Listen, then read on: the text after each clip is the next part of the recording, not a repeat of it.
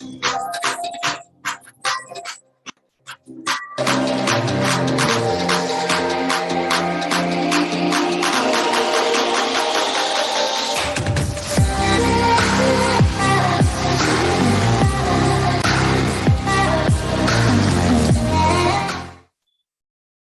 morning. Once again, welcome you for the fine morning for another edition of Online Anesthesia Postgraduate Teaching Program on Zoom platform, sponsored by Aquila and hosted by A1 Logics.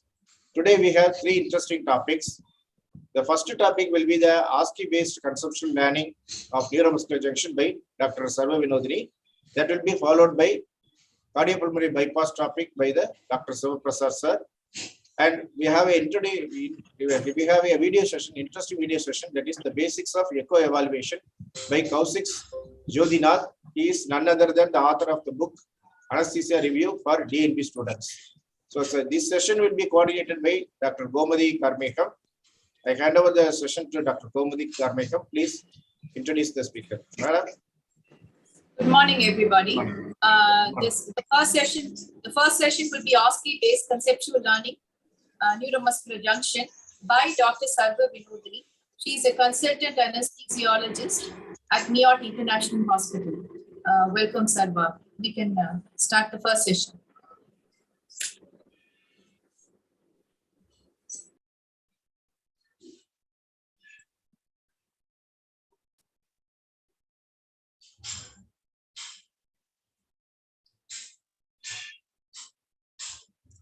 Is my screen visible, sir? Am I audible? Yes, madam. Video and audio clear, sir? Clear. Yeah.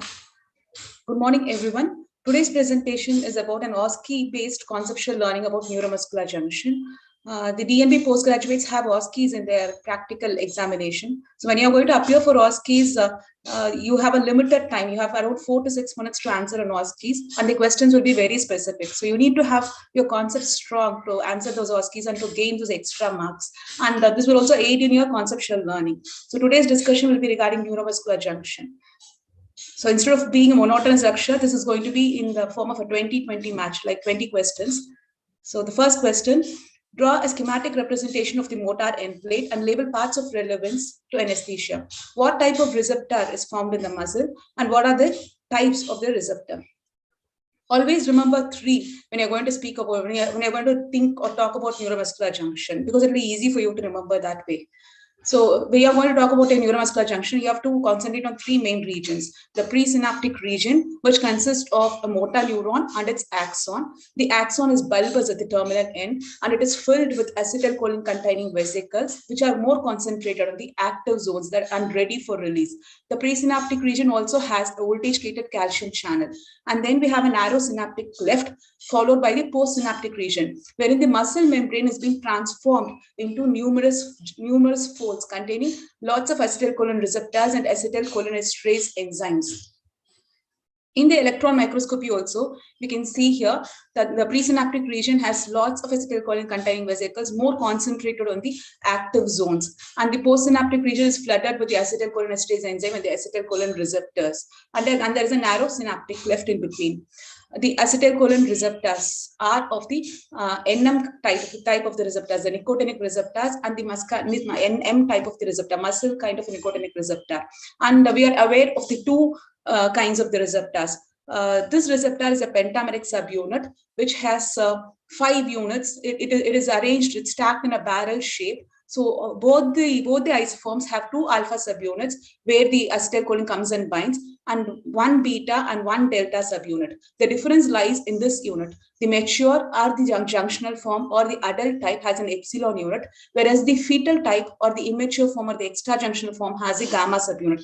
But as we saw, we have to remember number 3. So there is a 3rd isoform that has now come up. It is called as a neuronal isoform, wherein all the 5 subunits are of the alpha 7 type. So this is called as a neuronal type or the alpha 7 isoform. So now we have 3 receptors: the adult or the epsilon type, and the fetal or the gamma type, and the alpha 7 type.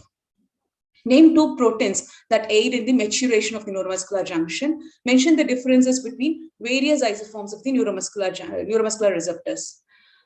So the transformation of the neuromuscular junction occurs as follows. In the fetal stage, we can see that the whole length of the muscle is filled with the extrajunctional type of the receptor or the immature isoform of the receptor. The whole length of the muscle membrane is filled with this alpha 7 subunit or the gamma subunit. Once the neuron comes in contact with the muscle, slowly the transformation begins. All the receptors on the length of the muscle disappear and they get concentrated near the neuromuscular junction. Not only that, there is also transformation in the type of the receptor from the fetal isoform and the alpha 7 isoform into the epsilon isoform. So this occurs from the fetal period and lasts up to early neonatal period or early infancy period. So the things that help in the maturation of the receptor are two proteins that are secreted by the neuron itself, by the presynaptic neuron itself. It secretes two proteins. The name is agrin and neuroglin. So it helps in the concentration of the receptors near the neuromuscular junction, and it helps in the disappearance of the other kind of the receptors also. So in an adult form, we can see the entire neuromuscular junction being occupied by the mature kind of the receptor and total disappearance of the other kinds of the receptor throughout the length of the muscle. But what happens when there is states of functional or anatomical denervation, as in case of burns or as in case of any nerve palsies, what happens? Now this again gets transformed back into the fetal kind of the receptor. So this happens in the states of denervation. Again, there's proliferation of the extrajunctional receptors and the type of the receptor also changes from the mature to the fetal form. So what if it changes? As we saw, this happens in the states of functional and surgical denervation. What happens because of that? Because the receptors are there in the whole length of the muscle, and these receptors are quite unstable when compared to the mature receptors. And they have a low conductance. They do not conduct very fast. They have a very low conductance. But the problem is they remain open for quite a long time. They remain open for around 2 to 10 times more when compared to a mature receptor. Because they are present in the whole length of the muscle and they remain open for a longer time, what happens? There is lots of potassium coming out when these receptors are being stimulated. So there's lots of potassium efflux and there's a risk of hyperkalemia when this happens. And these receptors are also very sensitive to scoline. Even 1/10 to 1/100th of the dose is enough to just depolarize these receptors. And the alpha 7 subtype is also resistant to the non-depolarizing muscle relaxant. So these are the issues. So when we have patients who have burns or who have states of functional surgical denervation, there is risk of hyperkalemia when we use scoline, and they are also resistant to the non-depolarizing muscle relaxants. What is MEPP with respect to neuromuscular junction, and what are the receptors that are activated to generate muscle potential? So this is the neuromuscular junction as we've already seen, and we can see here this is the acetylcholine receptor which is closed. We saw that it has got 5 subunits stacked in a barrel shape, and they just come together and close the receptor. So when even if it is bound by one molecule of acetylcholine, it still doesn't open.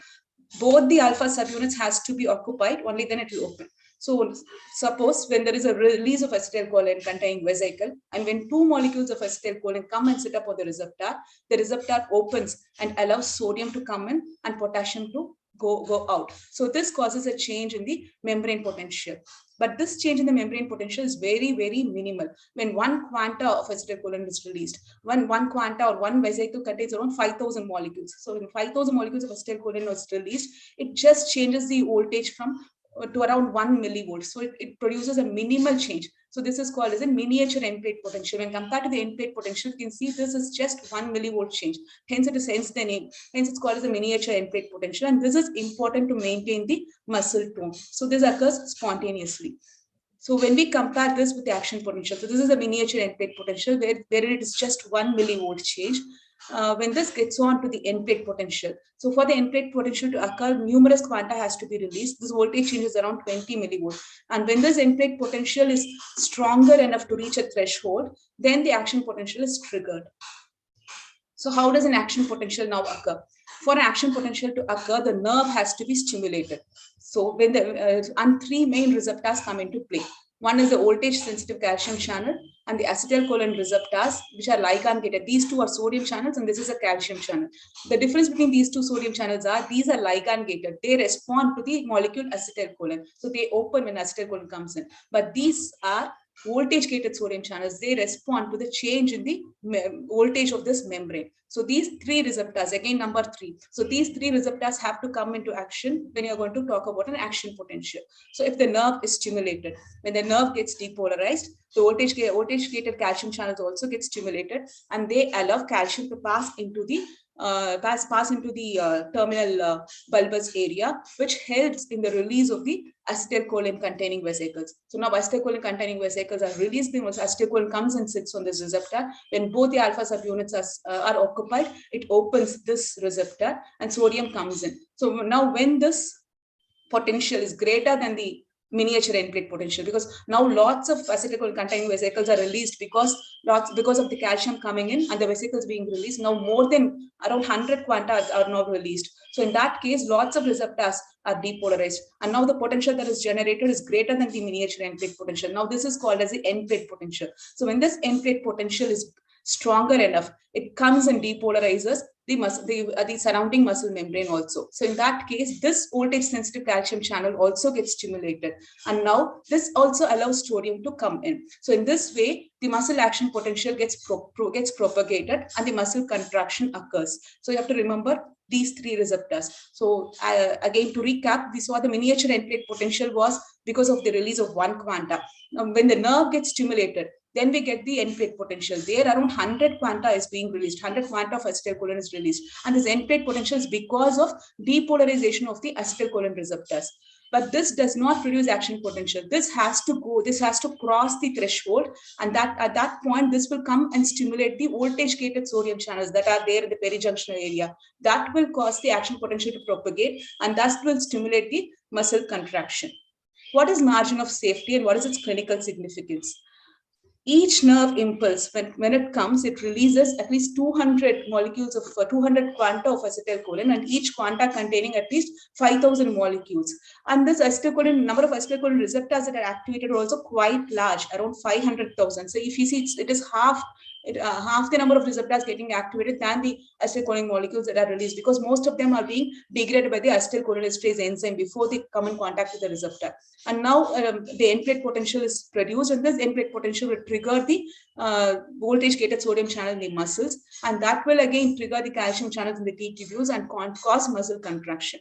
The margin of safety here is the signal is being carried by more molecules of transmitter than that are needed, and they also evoke a response that is much, much larger than needed. In spite of this, only a small fraction is actually used up, and there's a lot that is kept up as reserve. So more than 75% of the receptors have to be blocked to produce a clinically significant neuromuscular blockade. Why is this important to us? Because more than 75% of the receptors have to be blocked for us to clinically see if there is any significant neuromuscular blockade. So there is residual neuromuscular blockade, or the recurralization can very easily occur, and it can be very easily masked, and it can very easily be missed. So we need to be very vigilant. Identify this muscle relaxant and classify it. How is it metabolized? Name 2 more drugs metabolized in the same way and contraindication for this administration. This is succinylcholine. It is just 2 molecules of acetylcholine combined together. Succinylcholine chloride. It is an ultra short acting depolarizing muscle relaxant. It is metabolized by using pseudocholinesterase or butyrylcholinesterase enzyme. It is metabolized to succinic acid and choline. The other drugs that are metabolized in a similar way are mivacurium, procaine, chlorprocaine, and tetracaine. The 2 main contraindications for its use are malignant hyperthermia and hyperkalemia. The relative contraindications are any rise in the intragastric, intraocular, or intracranial pressure. How does succinylcholine produce fasciculation and later paralysis? Name another depolarizing muscle relaxant. Another depolarizing muscle relaxant is decamethonium. How does succinylcholine, being an agonist, produce paralysis? This is a very interesting concept. So I would ask for your attention here for a few more minutes. So to know about how succinylcholine produces depolarization but still causes paralysis, we need to know about 3 zones. Number 3 again. So we need to know about 3 main zones in the muscle. One is your junctional zone, that is occupied by acetylcholinesterase receptors and the acetylcholinesterase enzyme. And the next is your rest of the muscle. But this intervening area is more important for us. This intervening area is called as the perijunctional zone. And in the perijunctional zone, we have this voltage sensitive calcium channels, which are more important for us to know how succinylcholine produces depolarizing blockade. This voltage sensitive calcium channel are also there in 3 different states. One is the resting state, wherein the voltage gates are closed, and this is a time gate. This time gate is open. So this is the resting state of this channel. When nothing happens in the plasma membrane, the channel lies in this state. The voltage gates are closed and the time gates are open. So this does not allow the sodium to pass in. When a depolarizing current comes in, what happens is this voltage gate is stimulated and this voltage gate opens fast. At the same time, the time gate is also stimulated. So when the depolarizing current comes, the voltage gate opens very fast and it also stimulates the time gate to close. This closure occurs very slowly. So in the intervening time, the receptor is said to be in the activated state where it allows sodium to enter into the cell. After approximately 1 millisecond, irrespective of whatever happens here, irrespective of whether this is closed or not, the time gate comes and closes. At this point of time, even if this is open, the sodium cannot go in. So this is in the inactivated state. So these are the 3 states now: resting, activated, and the inactivated. This inactivated sodium channel again has to go back to the resting state. Again, the voltage gate has to close and this has to open for it to be ready to open again. If it is in this state, it cannot open again. This has to get back to the resting state and only then it can be opened. So this has to go through this full cycle. From the resting state, it has to get back to the activated state once the depolarizing current comes in. So after the depolarizing current wears off in approximately 1 milliseconds, irrespective of whether the depolarizing current is present or veered, the time gate closes. And this has to get back to this resting state for it to be depolarized again. So this cycle has to happen between the 3 states. In which state are you people now? Activated, inactivated, or resting?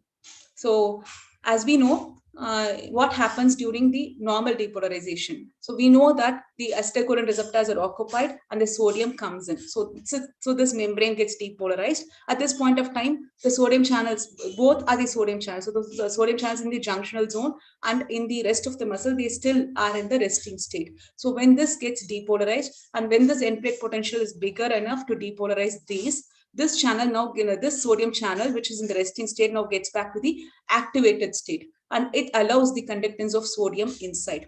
So this again transfers the potential again to the next bunch of the sodium channels, and they again get into the activated state, allowing sodium to come in. So in this way, the action potential gets propagated. So after this is activated, within 1 millisecond, irrespective of whatever is happening here, this gets back to the sodium channels get back to the inactivated state, and they cut off the sodium movement inside. But because this is being in a normal depolarization, because this is being acted upon by acetylcholine molecule, which also lasts less than 1 millisecond, because it is also fastly degraded by the acetylcholinesterase enzyme, this current also gets cut off and this is also cut off. So when all this is cut off, the sodium channel now gets back to the resting state. So this is how a normal depolarization occurs. But what happens in case of persistent depolarization?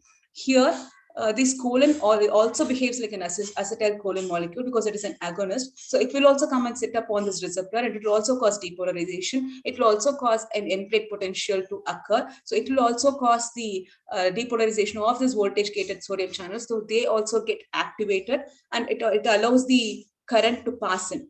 And the further sodium channels also get activated. So this is how we see the contractions, or we see the fasciculations when choline is first administered. So after being activated, we know that after about 1 milliseconds, they become inactivated and the sodium currents are cut off. So till now it is okay. So this is how the contraction occurs. But after this, what happens? Here comes the difference between choline and acetylcholine. After this, what happens?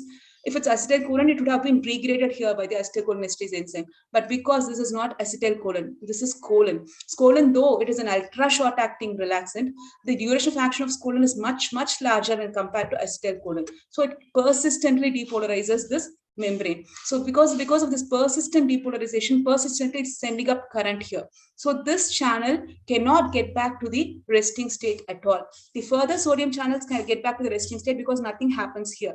But the sodium channel in this perijunctional zone, they are locked in the inactivated state. They cannot get back to the resting state. So what happens with colon is you have three distinct zones. One is the junctional zone where this colon keeps on depolarizing the acetylcholine receptors.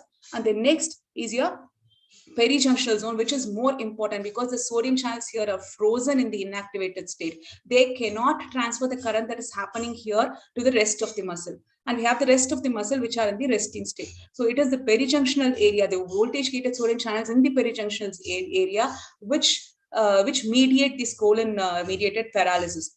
So that is why colon, despite being a depolarizing muscle relaxant, despite being an agonist, it causes muscle relaxation. So because of its persistent depolarization, it does not allow the muscle to get back to repolarization. A 60 kg male with 60 years old with chronic liver disease has been posted for lap appendicectomy. He's been administered propofol, fentanyl, and 100 mg of scolin. Has been intubated. The procedure lasted for 1 hour. Spontaneous respiratory efforts were not observed even at the end of the procedure. The ABG and the BIS were normal. Similar history of delayed recovery has occurred in his brother during the surgery. What do you think is the probable cause and how do you evaluate the cause? What will be your next line of management? So here, this patient has got chronic liver disease. And he also gives a history that his brother also had a delayed recovery. So we can think in terms of two things.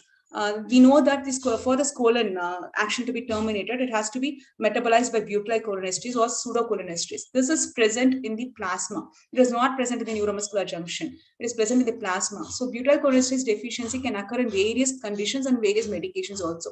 In our case, in our patient, the patient had liver disease, which also causes butyrylcholinesterase deficiency, burns, pregnancy, hypothyroidism, and many other medications also cause butyrylcholinesterase deficiency. But even larger decreases in the butyrylcholinesterase activity will produce only a marginal increase in the duration of colon apnea. That is not really that very significant. So even if the butyrylcholinesterase activity is only 20% remaining, if around 70 to 80% of the activity is lost, only 20% remains, even then we can see the colon apnea only increases from 3 minutes to 9 minutes. So the most probable reason for our patient having apnea for more than an hour might be the presence of an atypical butyrylcholinesterase.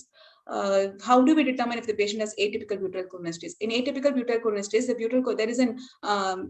there is a mutation that is happening in the butyrylcholinesterase enzyme, and so it is not able to metabolize succinylcholine in the same way as it usually metabolizes. So this can be found out using Dubukine number. Dubukine is a local anesthetic which also inhibits plasma cholinesterase. So if the patient has a normal enzyme, his Dubukine number will be 80 and his response to scoring will also be normal. In case he has got an homozygous enzyme code for atypical butyrylcholinesterase, then the response to scoring will be prolonged by 4 to 8 hours. In case he is heterozygous, he'll be somewhere in between, lengthened around 50 to 100%.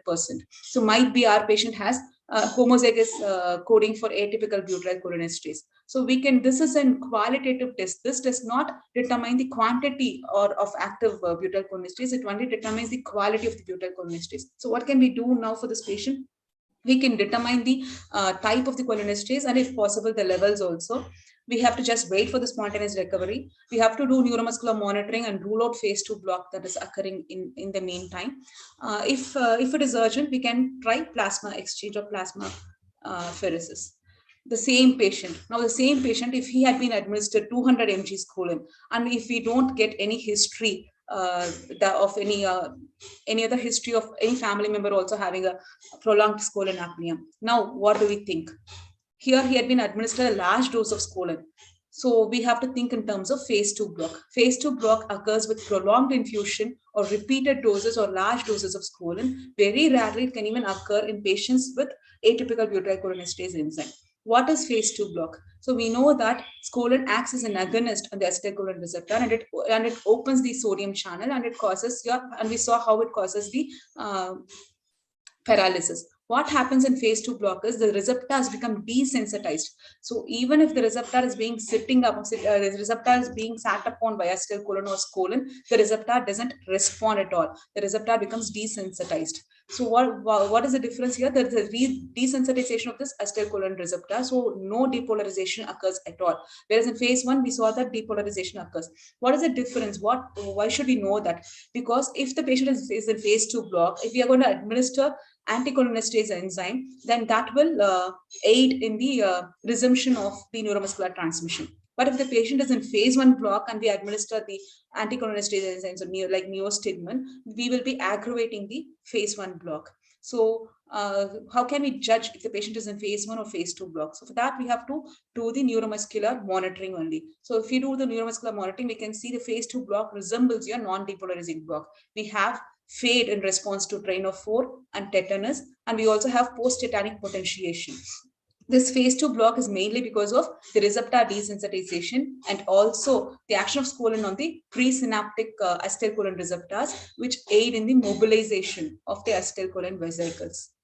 What is the relevance of this picture to anesthesia? Who advocated its use? To which group does this drug belong to? What are the subgroups based on the chemical structure?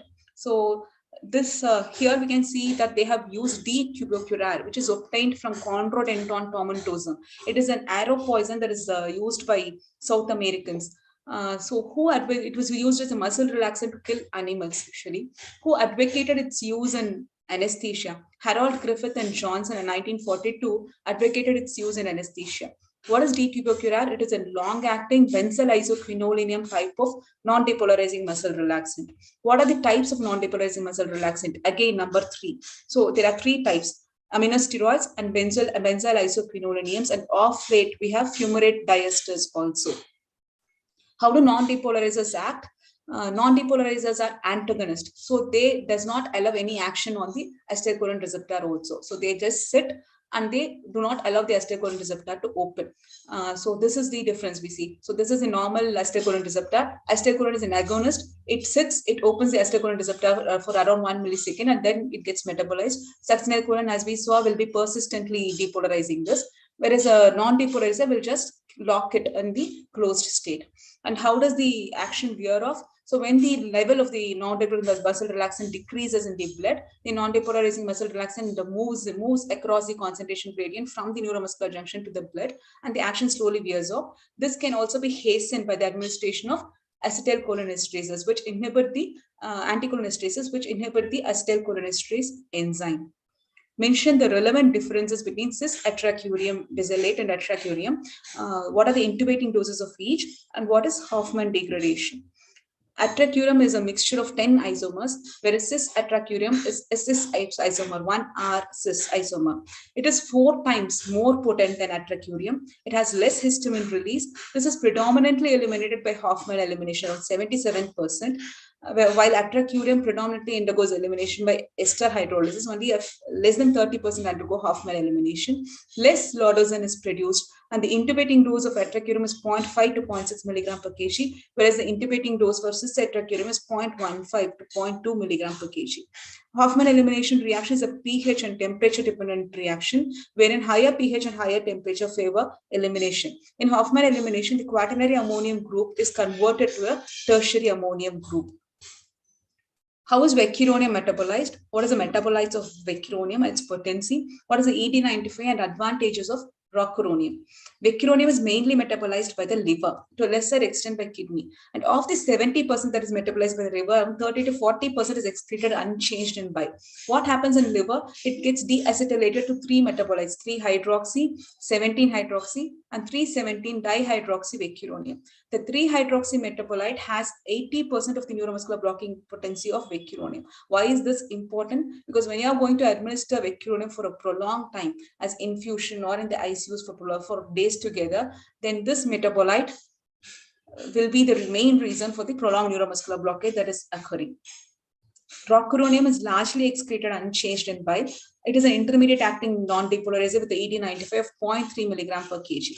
When we increase, when we administer around 3 to 4 times the ED95 dose, we get an excellent intubating condition in 1 to 2 minutes, and the duration is around 20 to 35 minutes. But if you want an intubating condition similar to scolin, then we have to increase the dose further.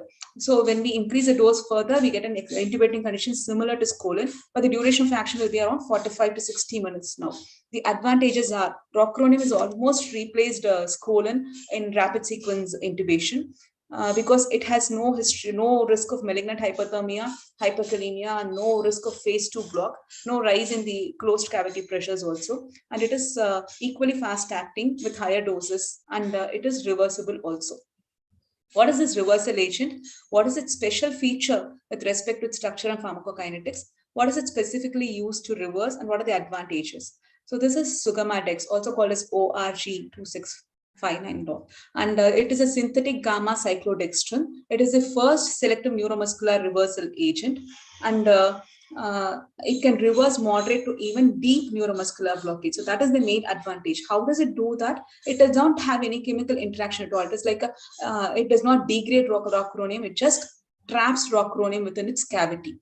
This trapping mainly occurs because of more of the physical interactions between the hydrophobic and hydrophilic interactions, the positive negative interaction. So no degradation occurs. The parent molecules just get trapped inside the hole of the Sugamadex molecule. It gets chelated. Whenever we see Sugamadex, I do remember this donut and vada. And this is how this chelation occurs. And the advantage of this is the reversal of rocuronium-induced neuromuscular blockade with Sugamadex is when you reverse it, it is almost equal to scolen. So it in fact faster than scolen. So even if you have profound neuromuscular blockade with rocuronium, if when we administer 60 milligram per kg of Sugamadex, the reversal occurs in 1.5 months, even faster than that with scolen. So that is the main advantage of Sugamadex. So with Sugamadex, now rocuronium can even be used in rapid sequence intubation in patients who are suspected to have a difficult intubation. And Sugamadex doesn't have any muscarinic side effects as with anticholinesterases. So we need not co-administer it with any anticholinergics. So the risk of using atropine or glycopyrrolate can be totally averted when we use Sugamadex. Name any relaxant of the fumarate ester group, its advantages, and how they can be reversed. So there are two drugs of which gantenerumab has already passed phase 3 trial and human trials. The CW002 is still under still yet to be trialed in humans. So this gantenerumab is an ultra short-acting non-depolarizing muscle relaxant of the chlorofumarate ester. This CW002 is a benzoquinolonium fumarate ester. The onset time is around 1.5 to 3 minutes. So very rapid acting, and the duration of action is also spontaneous recovery occurs within 15 minutes itself. With CW002, it said it's 25 minutes. And how does the spontaneous recovery occur? It occurs by two processes. One is a cysteine adduction, wherein the process is very fast, and the other one is pH sensitive hydrolysis. So it is very slow. So spontaneous recovery as such occurs very fast. So if you want to further increase the spontaneous recovery, then we can administer edrophonium or neostigmine or cysteine, which can aid in shortening this recovery time. So this seems to be a promising muscle relaxant in the future. What are the various methods employed in neuromuscular monitoring? Name few sites that are commonly employed for neuromuscular monitoring. Which muscle closely resembles the level of blockade at the larynx? The methods of neuromuscular monitoring can be qualitative or quantitative. Qualitative meaning it's subjective. So it's just like a clinical assessment of protruding the tongue, raising the head, tongue depressor test, all those things. Or we can use a nerve stimulator and visually see the response of train of 4, etc. Or it can be objective, which is reproducible and which is the preferred one. This objective types there's all kinds of myographies. One is your electromyography, wherein you record the compound muscle action potential. Kinemyography, wherein the movement of the muscle is recorded. Phonomyography, wherein the sound intensity is recorded. And the most commonly used is your acceleromyography, wherein the piezoelectric crystals are used and it measures the acceleration of the muscles, which generates some voltage in the crystal. And this reliably detects the TOF ratio. It can overestimate the TOF ratio, but what are the muscles that are commonly employed monitoring sites for neuromuscular blockade? One is your ulnar nerve, wherein you monitor the adductor pollicis for the adduction of thumb. Or we can use the facial nerve, we stimulate the facial nerve, and we can monitor the orbicularis oculi. We can look for the closure of the eyelid, or we can monitor corrugator supercilli and look for the furrowing of the eyebrows, or the posterior tibial nerve can also be monitored. We can look for the flexion of the big toe. But we can see that the muscles are not uniformly sensitive. So not all muscles get blocked at the same time frame. So we can see here the diaphragm is the most resistant. So diaphragm is the last muscle to be paralyzed, and it's the first muscle to recover from the neuromuscular blockade. Next to diaphragm, you have the laryngeal erector muscles. So diaphragm is the last muscle to be paralyzed. Before that, you have the laryngeal erector muscle, and the muscle that closely resembles the laryngeal erector muscle is your corrugator supercilii muscle. So if you have to monitor the neuromuscular blockade for the administration to know at what time to intubate, then corrugator supercilii muscle closely resembles that of your laryngeal erector muscle. So that will be the ideal muscle to guide you for intubation.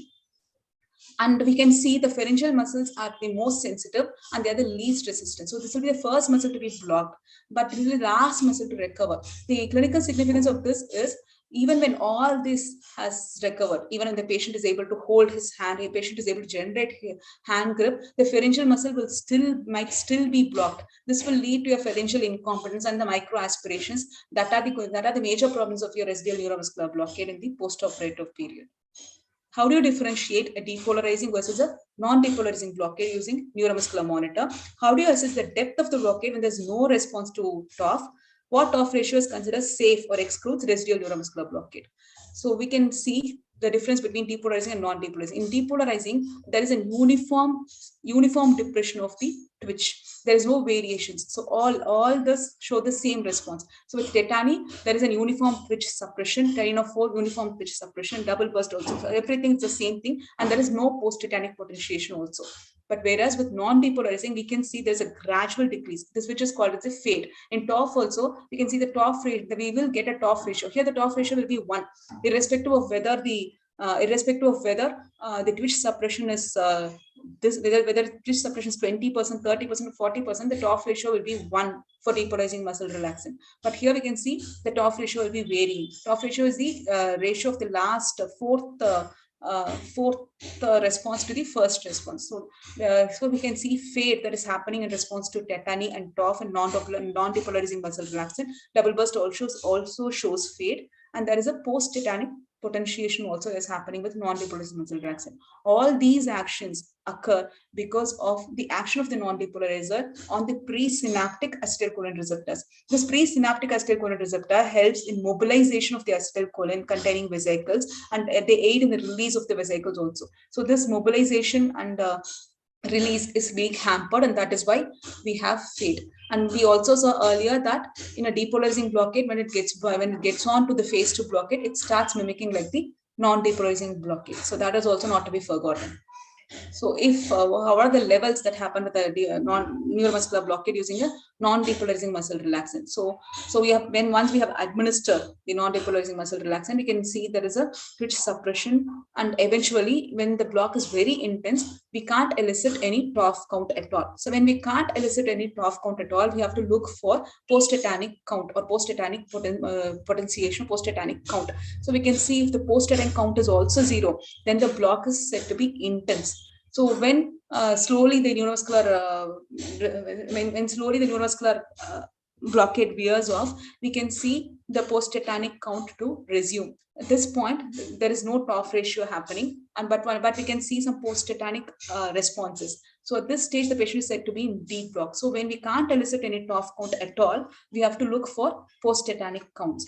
So once the blockade reduces, once the blockade slowly wears off to 90% or so, we can see the TOF response coming off. So when we get one response, around 90% of neuromuscular blockade is present. When we get 2, around 80%. When we get 3, around 70%, 75%. So only after seeing all the 4 responses to TOF, only then we can think of administering anticholinesterase. So even with the 4 responses there, still around 75% of neuromuscular blockade can be there at the level of the muscle. Remember what we saw in the margin of safety. So around 75% of the receptors have to be blocked to know any clinically significant neuromuscular blockade. So even with the TOF, even when we see 4 response, that doesn't guarantee full recovery. So even at this point of time, 75% of the receptors can still be blocked. So we have to get a TOF ratio of at least 0.9, more than 0.9, for us to exclude any clinically significant residual neuromuscular blockade.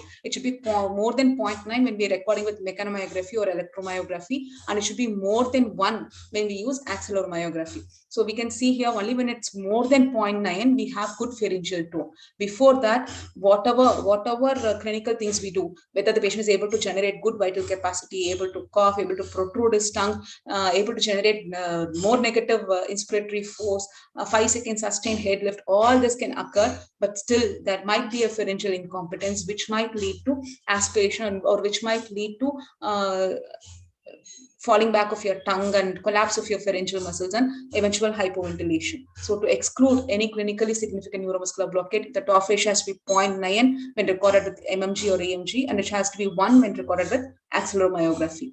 What is the basic pathology in myasthenia gravis? What are the medications they are on? What are the diagnostic tests? Few significant anesthetic considerations. Myasthenia gravis, it is an autoimmune disease wherein antibodies are against the alpha subunit of the nicotinic NM receptors. So the antibodies are against the alpha subunit. In some patients, even against muscle-specific kinase has been detected. These patients are mainly on anticholinesterase therapy. That is the mainstay of their therapy. They will also be on steroids and other immunomodulators, but main thing of our concern is your anticholinesterase therapy, usually pyridostigmine. And the test that is commonly employed to detect is the edrophonium test or tensileon test. After administration of this, we can see an increase in their muscle power. What are the concerns that we have? So here we can see in patients with myasthenia gravis, the junctional folds totally disappear. There are no folds and thrips at all, and the number of receptors also is totally disappeared. And we can see the end plate potential in a patient with myasthenia gravis is just above the miniature end plate potential in normal patients. So that is all the muscle power they have. So the problems that we have is they are more prone for aspiration because of bulbar muscle weakness. And we have to evaluate the pulmonary function test also, because they have intercostal muscle weakness also, and they also have in some cases, they also have abdominal muscle weakness also, and they'll not be able to generate good cough. So we have these two are our major considerations, and we have to evaluate all these things using pulmonary function test preoperatively also. And they can at any point of time go in for a myasthenic or a cholinergic crisis. And regarding the drug usage, if you are going to use colon or mivacurium, we have to use a larger dose, and we have to expect a prolonged action in them, because these patients are already on this anticholinesterase therapies and all. And they very rarely require muscle relaxants actually. If at all they require it to be only for a tracheal intubation, but most of the time the whole procedures can be done even without the usage of muscle relaxant. So if at all you're going to use any non-depolarizing muscle relaxant, you definitely have to use a neuromuscular monitor. The response is totally unpredictable, and hence you have to start using it in incremental doses, 10%, and see the response and then only give. If you have Sugammadex, it will be beneficial. A 5-year-old child is scheduled for tonsillectomy. He has underwent inhalation induction with halothane, and he was intubated using Scolan with difficulty because of mesospasm. This is the ETCO2. What is the diagnosis and what are the features and management? So it is a 5-year-old child who has been induced with the inhalation agent, and he was intubated with Scolan, and there has been a mesospasm. And here in ETCO2, we see an exponential rise in the ETCO2. In just 4 breaths, we can see the ETCO2 has jumped from 40 to more than 60. So we have to think in terms of malignant hypothermia.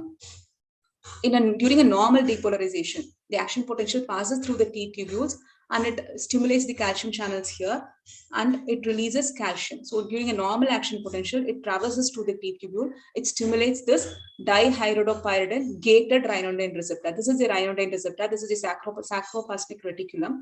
So when the depolarization occurs, this dihydropyridine receptor is activated. So when this activated, it opens the gate for this ryanodine receptor, and calcium jumps out.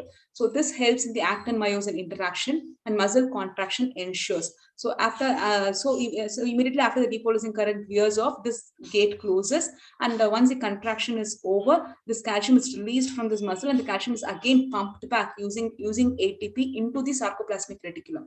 So this is an ATP dependent process, not just the contraction, even the relaxation of a muscle is an ATP dependent process. What happens in malignant hyperthermia? It is a pharmacogenetic disorder. There is an abnormality in chromosome 19 that codes for the ryanodine receptor. What happens here is this ryanodine receptor does not close at all. When does these things occur? Because they are always normal. When they get exposed to some triggering agents like your inhalation agents and scolded, it is at that time that this receptor behaves like this. And till now, why it happens so is not found out. This happens only when they are getting exposed to some triggering agents like volatile agents, malignant hyperthermia. Very rarely some extreme heat or vigorous exercises can trigger. What happens is ryanodine receptor is persistently open. It does not close at all. And so there is large and continuous efflux of calcium. Calcium is actually very, very lethal when it is in a higher concentration intracellularly. That is why calcium is kept inside the sarcoplasmic reticulum. So when this calcium, when there is large amounts of calcium inside the cell, our body tries to push it in. That is why nature has given this calcium dependent ATPase pump to keep the levels of calcium at control. So when there is enormous amounts of calcium, this ATPase pump keeps on tries to keep on sending the calcium inside. But because this channel is still open, the balance is not achieved at all. So this gets exhausted and all the ATPs gets used up. And because there's large amounts of calcium, the muscle also keeps on contracting. This is also an ATP consuming process. So with all this process, there's lots of ATP getting consumed and lots of oxygen used up, lots of carbon dioxide, heat and lactate produced. So those trigger all these things. And because at some point of time when the ATP levels become critically normal, the integrity of the muscle membrane is lost and it leads on to rhabdomyolysis. So the main symptoms of malignant hyperthermia because of the markedly increased metabolism, the increased sympathetic activity, and the muscle damage because of the rhabdomyolysis. Because of markedly increased metabolism, we have increased CO2 production, increased oxygen consumption, acidosis, etc. And because of muscle damage, we have this muscle spasm, rigidity, hyperkalemia, myoglobinuria, myoglobinemia, and definitely fever because of their increased metabolism and rigidity. So how do you treat? You have to some hot dude better give ice fluids fast as a mnemonic that is used. You have to stop all the triggering agents, start hyperventilating with 100% oxygen, give dantrolene 2.5 mg per kg, bicarbonate 1 to 2 milliequivalents per kg, glucose and insulin to push the potassium inside, and cool IV fluids, iced lavage of the stomach and cooling blankets, external cooling. Then we have to do fluid output monitoring, also administer furosemide for forced alkaline diuresis also. What is the pH of dantrolene? What solution is used to reconstitute it? How many vials of dantrolene are needed to address the malignant hyperthermia crisis? What are the new formulations of dantrolene and its advantages? Dantrolene is packaged with sodium hydroxide and with the pH of 9.5. Sodium hydroxide is used, and this high pH is mainly to aid dissolution of the dantrolene. And we have around 3 grams of mannitol in each thing, which converts the hypotonic solution to isotonic solution. And this is reconstituted using sterile water and not using saline. Pre-warm sterile water is better. That will aid dissolution of dantrolene. So mixing up of dantrolene itself is a tedious process, and we need at least 36 vials of dantrolene to address in malignant hyperthermia crisis. So to obviate all these things, a new formulation of dantrolene was now discovered. It's Rhinodex. It is being formulated. So this to administer this, we need just 5 ml of the diluent volume, and this gets reconstituted very fast. In less than 1 minute, we'll be able to reconstitute this, and the mannitol content is also very less, but this is equally costly. Identify this. When is it used? What are the drugs or agents preferred when anesthetizing such patients? This is also called as vapor clean. It is an activated charcoal filter.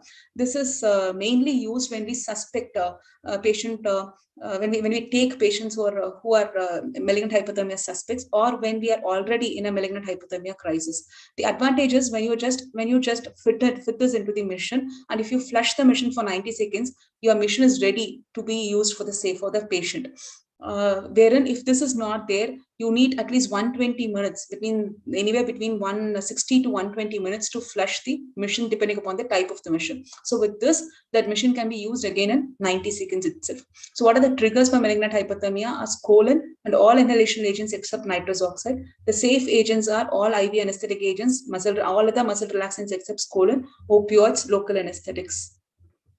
This is the last question now. We have the 50-year female who's COVID positive, who had a CT scoring of 20 by 25. It is day 5 for her in ICU and day 3 of mechanical ventilation. Today, they have stopped the propofol infusion, and this device was inserted to give her sedation. Half an hour later, the nurses note a huge rise in the EtCO2, temperature, and heart rate. What are your differential diagnosis, and what do you think will be the likely cause? So what are the things that will come up to your mind now? They've changed they've added something on now, and the sedation has been stopped, and now we see a rise in EtCO2, temperature, and heart rate. So what could be there? It could be an insufficient sedation. It could be an aggravated sepsis, hypoventilation, or any ventilator malfunction, any undiagnosed pheochromocytoma or thyroid storm, any intracranial hemorrhage also. But we should also think of malignant hypothermia because the thing that they have inserted, the device that they inserted is called as Anaconda. It is an anesthesia conservation device which encompasses vaporizer, the circle system, tactile filter, and HME.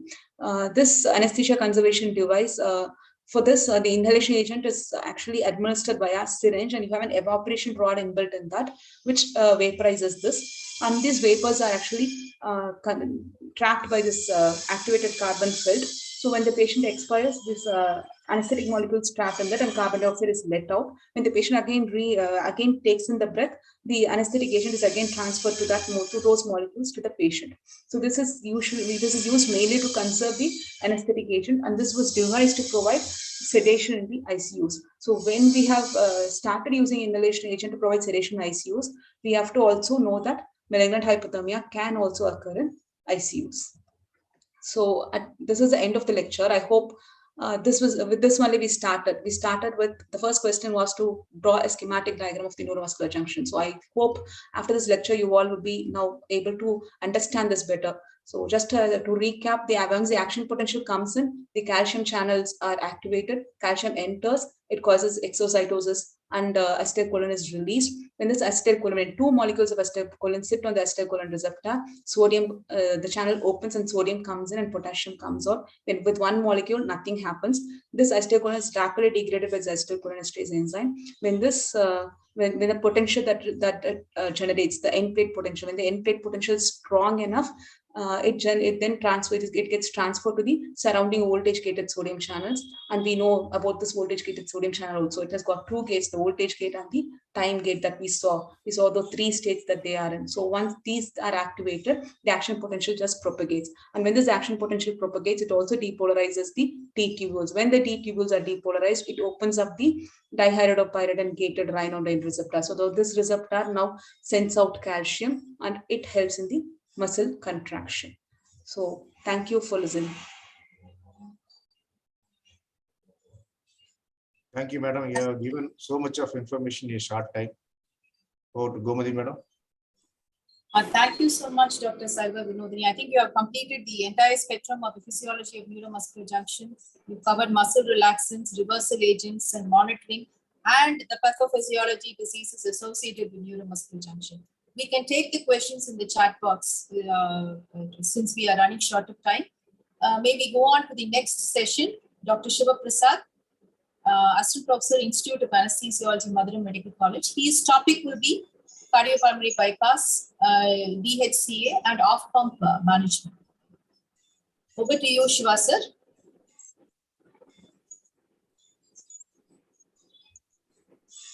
Yes, ma'am. Thank you, ma'am.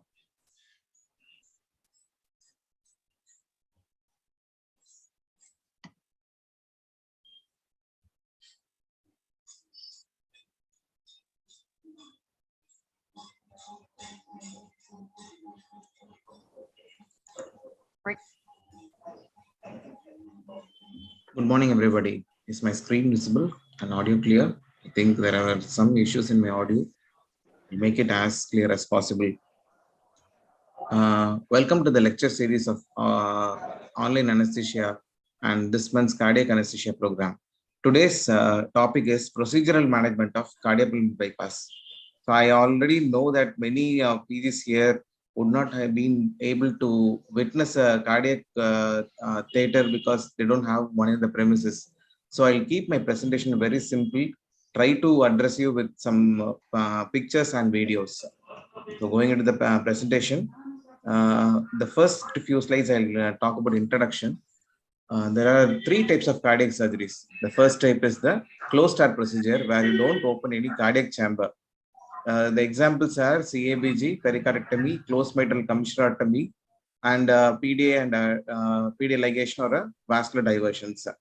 Surgeries which need opening of a heart chamber are like septal defects, ASD, VSD closure, you have to open the chamber, or a valve repair or replacement, you have to open the chamber and do. So this is another type of surgeries. The recent developments are minimally invasive cardiac procedures where you will have to open the procedure. It could be either open or close, but thoracotomy becomes very optional. So here we have minimally invasive coronary bypass surgery and cardiac valve repair also. So these are the three types of surgeries. But for all these surgeries, you need a bypass pump. So what are the functions of bypass? There are four functions. The first is diversion of blood from heart to provide a bloodless surgical field. And the second one is providing systemic oxygenation and carbon dioxide removal. The third is pumping blood in the aorta for systemic perfusion.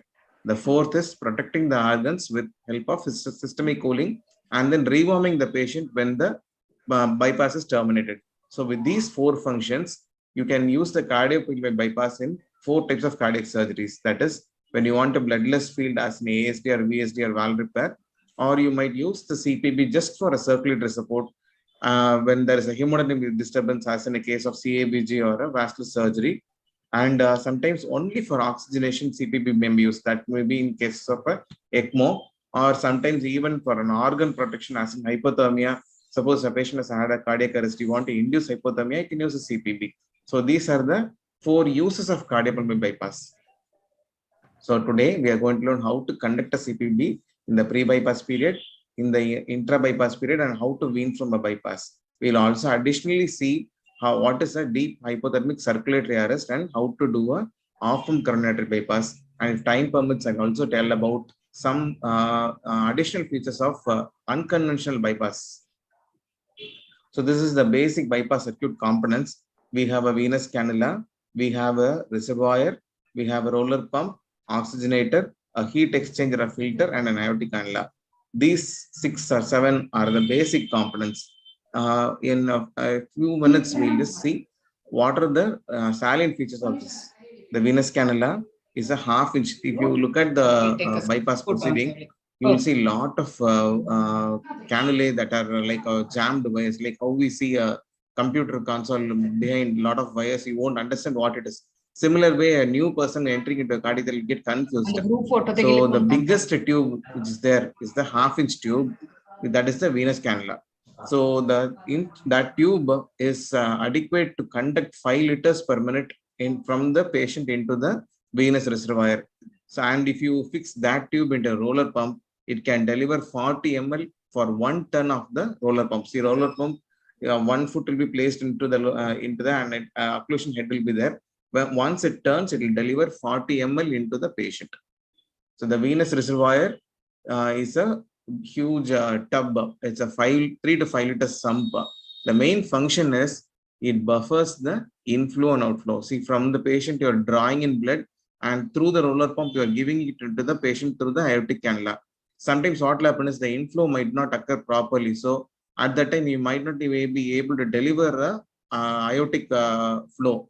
At that time, this reservoir will help in buffering that.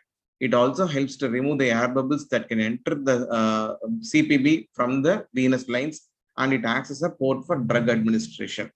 The pumps, there are 2 types. One is the roller pump and the centrifugal pump. The important difference is that the roller pump is an occlusive one. It uses occlusion head and it presses on the tube to push the blood into the circulation. Whereas a centrifugal pump uses the energy that is derived from a revolving cone. A rotating cone imparts centrifugal energy and it pushes into it. The main difference is there might be RBC and a platelet damage when you use a roller pump, but centrifugal pump, it is not there. In roller pump, there's always a risk of air embolism, whereas in a centrifugal pump, if an air enters into the pump will stop. So the air embolism risk is not there. But the main advantage of roller pump is that it can be either used to suck the blood or push the blood. Whereas in case of centrifugal pump, only pushing the blood is possible. Sucking, as you say, sucking the blood from a cardiotomy or the bleeding places, that suction is not possible. Only pushing the blood into the heart is possible.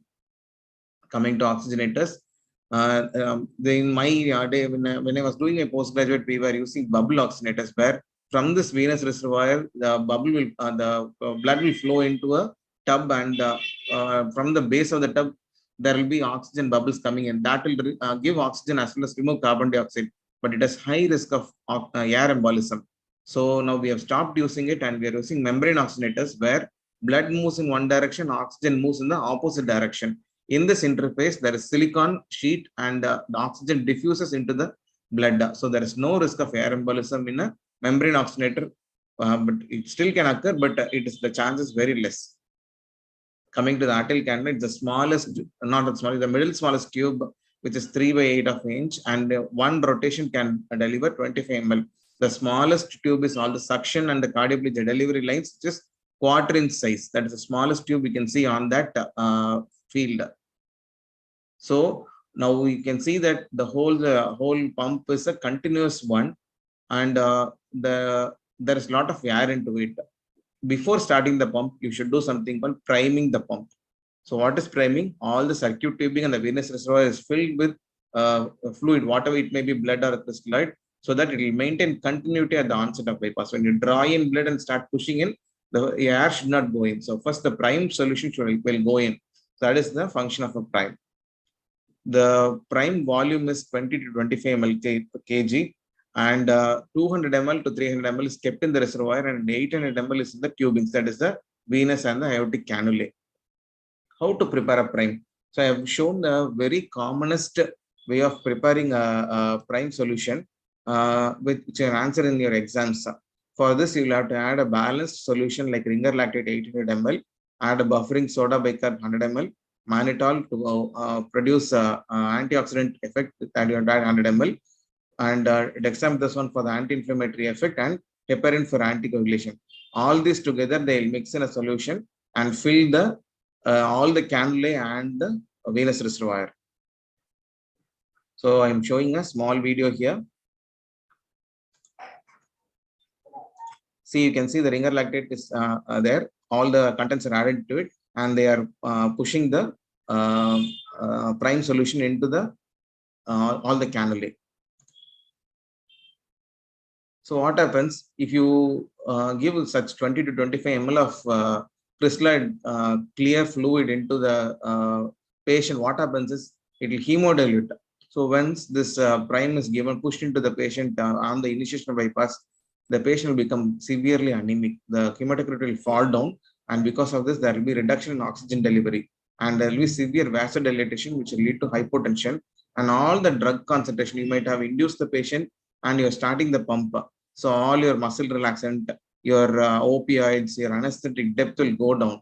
So these are the 4 problems with hemodilution. So is hemodilution only a problem? No. After hemodilution, and when you start the pump, you will have to cool the patient. Once hypothermia sets in, it will increase the viscosity of blood, and the microcirculation will slow down. But this hemodilution will offset the effects of increased viscosity, and it will improve the microcirculation. So there are advantages of prime solution also. So what this anemia, how much is acceptable? Hematocrit of 24 is acceptable. Is there a method to detect how much of anemia is going to occur in a patient even before he is instilled bypass? Yes, there is a method. So let's look at an example. See, we have a 70 kg male here who is going to undergo a mitral valve replacement. Now I have put him into the theater, and I'm going to use a prime solution on him. So after giving the prime, the resultant hematocrit will be his pre-op red cell volume divided by the total blood volume plus the prime volume. So let us see how to calculate this. So you all know how to calculate total blood volume. His weight is 70 kg, and because he's an adult male, he has 75 ml per kg of blood volume, which when we multiply, we get 5250 ml. That is his total blood volume in the body. So his prime volume, I already told you, 20 ml per kg should be used. So a 70 kg patient, you will need 1400 ml of prime. How to calculate the pre-op red cell volume? It can be obtained by multiplying this blood volume into his hematocrit. How is this hematocrit obtained? That is got by obtaining the first ABG. Once you shift the patient into the theater, and do a ABG, you will get the lowest value you can see that the hematocrit is 39. So you multiply from this 5,250 into 0.39, you will get 2050 ml. So that is his total volume of his RBCs. That is called the pre-op red cell volume. That is going to get diluted in a larger volume. That is his total blood volume plus his prime volume. So the resultant hematocrit is 2050 ml in 5,250 plus 1,400 ml. That will compute to 0.33%. So what has happened? You have taken this 1,400 ml, added into the patient. The hematocrit, which was 39, has become 0.33. You have to calculate for every patient and tell the perfusionist whether you will have to add some packed cell into the pump or not before starting the bypass. So that will decide whether you need a transfusion prior. So let us briefly see the extracorporeal circulation. See here, this is the heart, this is the cava end, the vena cava and the right atrium. The cannula is inserted into it. Blood drains from here by gravity into the venous reservoir. Remember, we don't suck the blood from the venous side. It is always by gravity, it drains into the venous reservoir.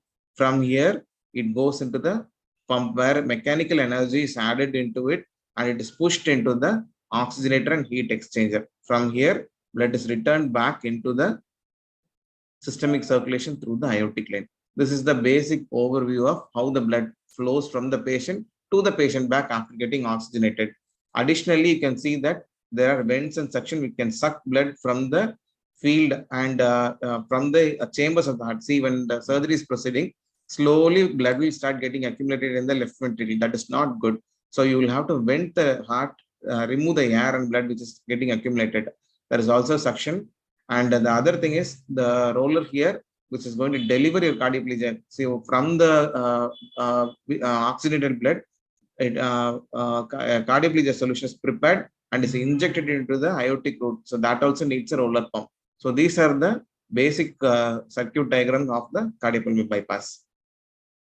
We will see a video of how we start a surgery. So after giving pre-medication, we shift the patient into the OT and fix ECG, complete ECG leads on him. Then with local anesthesia, we put an arterial line. So whenever we have a sick patient, we might also need to put a CVP or a PA catheter with local anesthesia before inducing anesthesia.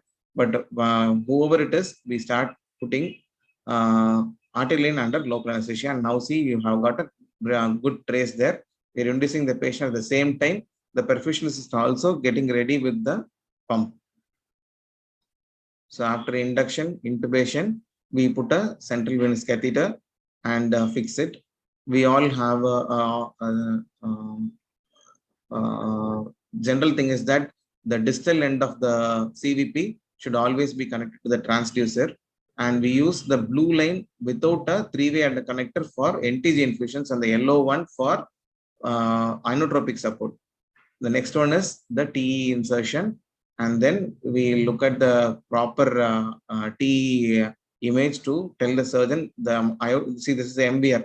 So we have focused on the mitral valve annulus and I'm showing how much of regurgitation jet is there to aid in the valve replacement. Next is the temperature probe. So to complete it, see this monitor has all the recordings, ECG, an arterial trace, a CVP trace, a ETCO2 and the temperature. Everything should be ready before starting the surgery. So pre-bypass preparation, I have induced the patient now. The patient is ready to the surgeon. The surgeon starts the surgery with an incision sternotomy. We'll briefly look into what all should be done during incision sternotomy. And after sternotomy, the heart is exposed by pericardectomy and the surgeon identifies the great vessels and does a pursing suture on the aorta and the vena cava. And once this is done, the main important step here is the anticoagulation. You have to give heparin to this patient because the whole extracorporeal circuit through which you are going to run the blood is a foreign body. So it will strongly activate the intrinsic coagulation system and the surgery itself will activate the extrinsic coagulation system. So to tackle the activation of intrinsic coagulation system, you have to give heparin and only after full anticoagulation, you have to allow the aortic cannulation to proceed. So the next step is aortic cannulation. Then the surgeon does a venous cannulation, and after that, a partial bypass is started. And by carefully draining all the blood away from the patient, you will go into a full bypass, and now you have an empty beating heart. And after that, you have to deliver cardioplegia and arrest the heart to get an immobile heart. In brief, this is the whole outline of what is will be done in a cardiopulmonary bypass. During incision sternotomy, you will have to additionally give a good anesthetic depth and analgesia because it's a very stressful period. So the patient may land up in hypertension, tachycardia, and tachyarrhythmias. So ensure that he has adequate anesthetic depth and analgesia. And remember, you will always have to have heparin standby, especially when you do a redo.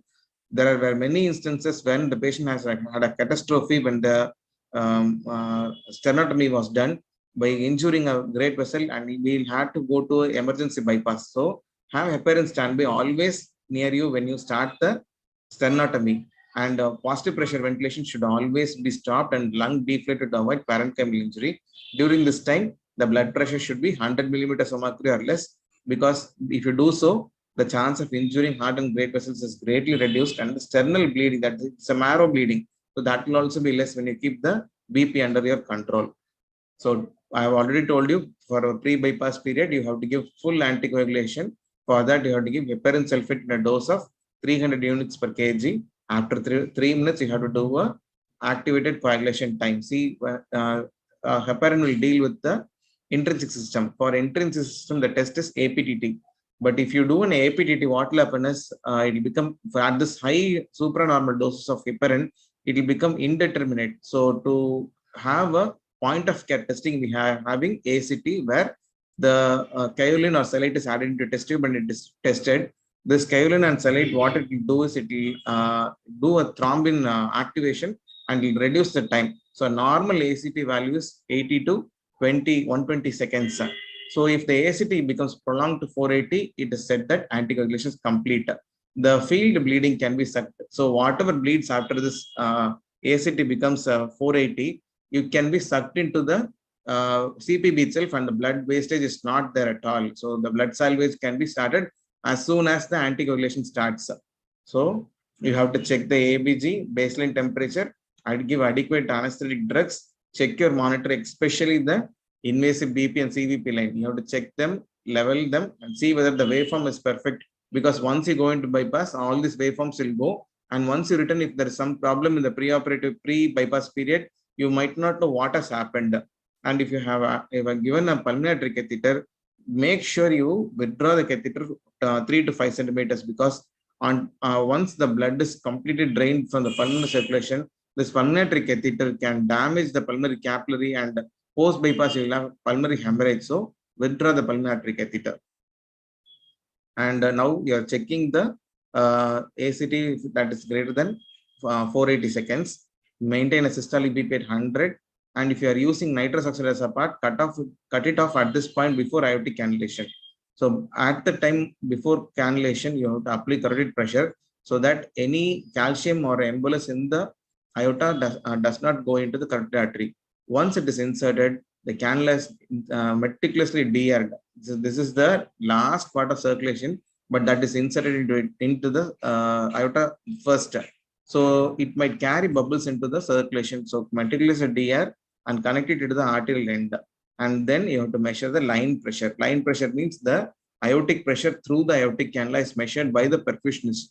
It should be equal to radial aortic pressure. If it is not equal, it means the cannula is not in position, or it might have dissected the aorta. So these 4 or 5 steps you have to routinely follow: anticoagulation, maintaining a BP of 100, meticulously de-airing, and checking the line pressure. You have to follow with every aortic cannulation. Remember, it is a very crucial step. Any problem in this might totally damage the patient. Once an aortic cannula is secure into the patient, the prime solution, which is in the CPB, is available for direct transfusion into the patient. In case there is any crash, you can directly give it into and the patient can be resuscitated with help of a aortic cannula. So let us see a video of how we do an aortic cannulation. Now my ACT is 750. The BP I've kept it at 8750. Good for cannulation. The surgeon is opening up the aorta and he's going to push the cannula inside. So aortic cannula, after a full anticoagulation, is pushed inside, and blood is gushing out through the cannula. See, he is bearing the aortic cannula, and next the one in the clamp is the aortic end. He is bearing it completely and connecting it to the aortic cannula. So the arterial end of CPB is now connected to the aortic cannula, and whatever bleeding was there can be sucked into the CPB line itself.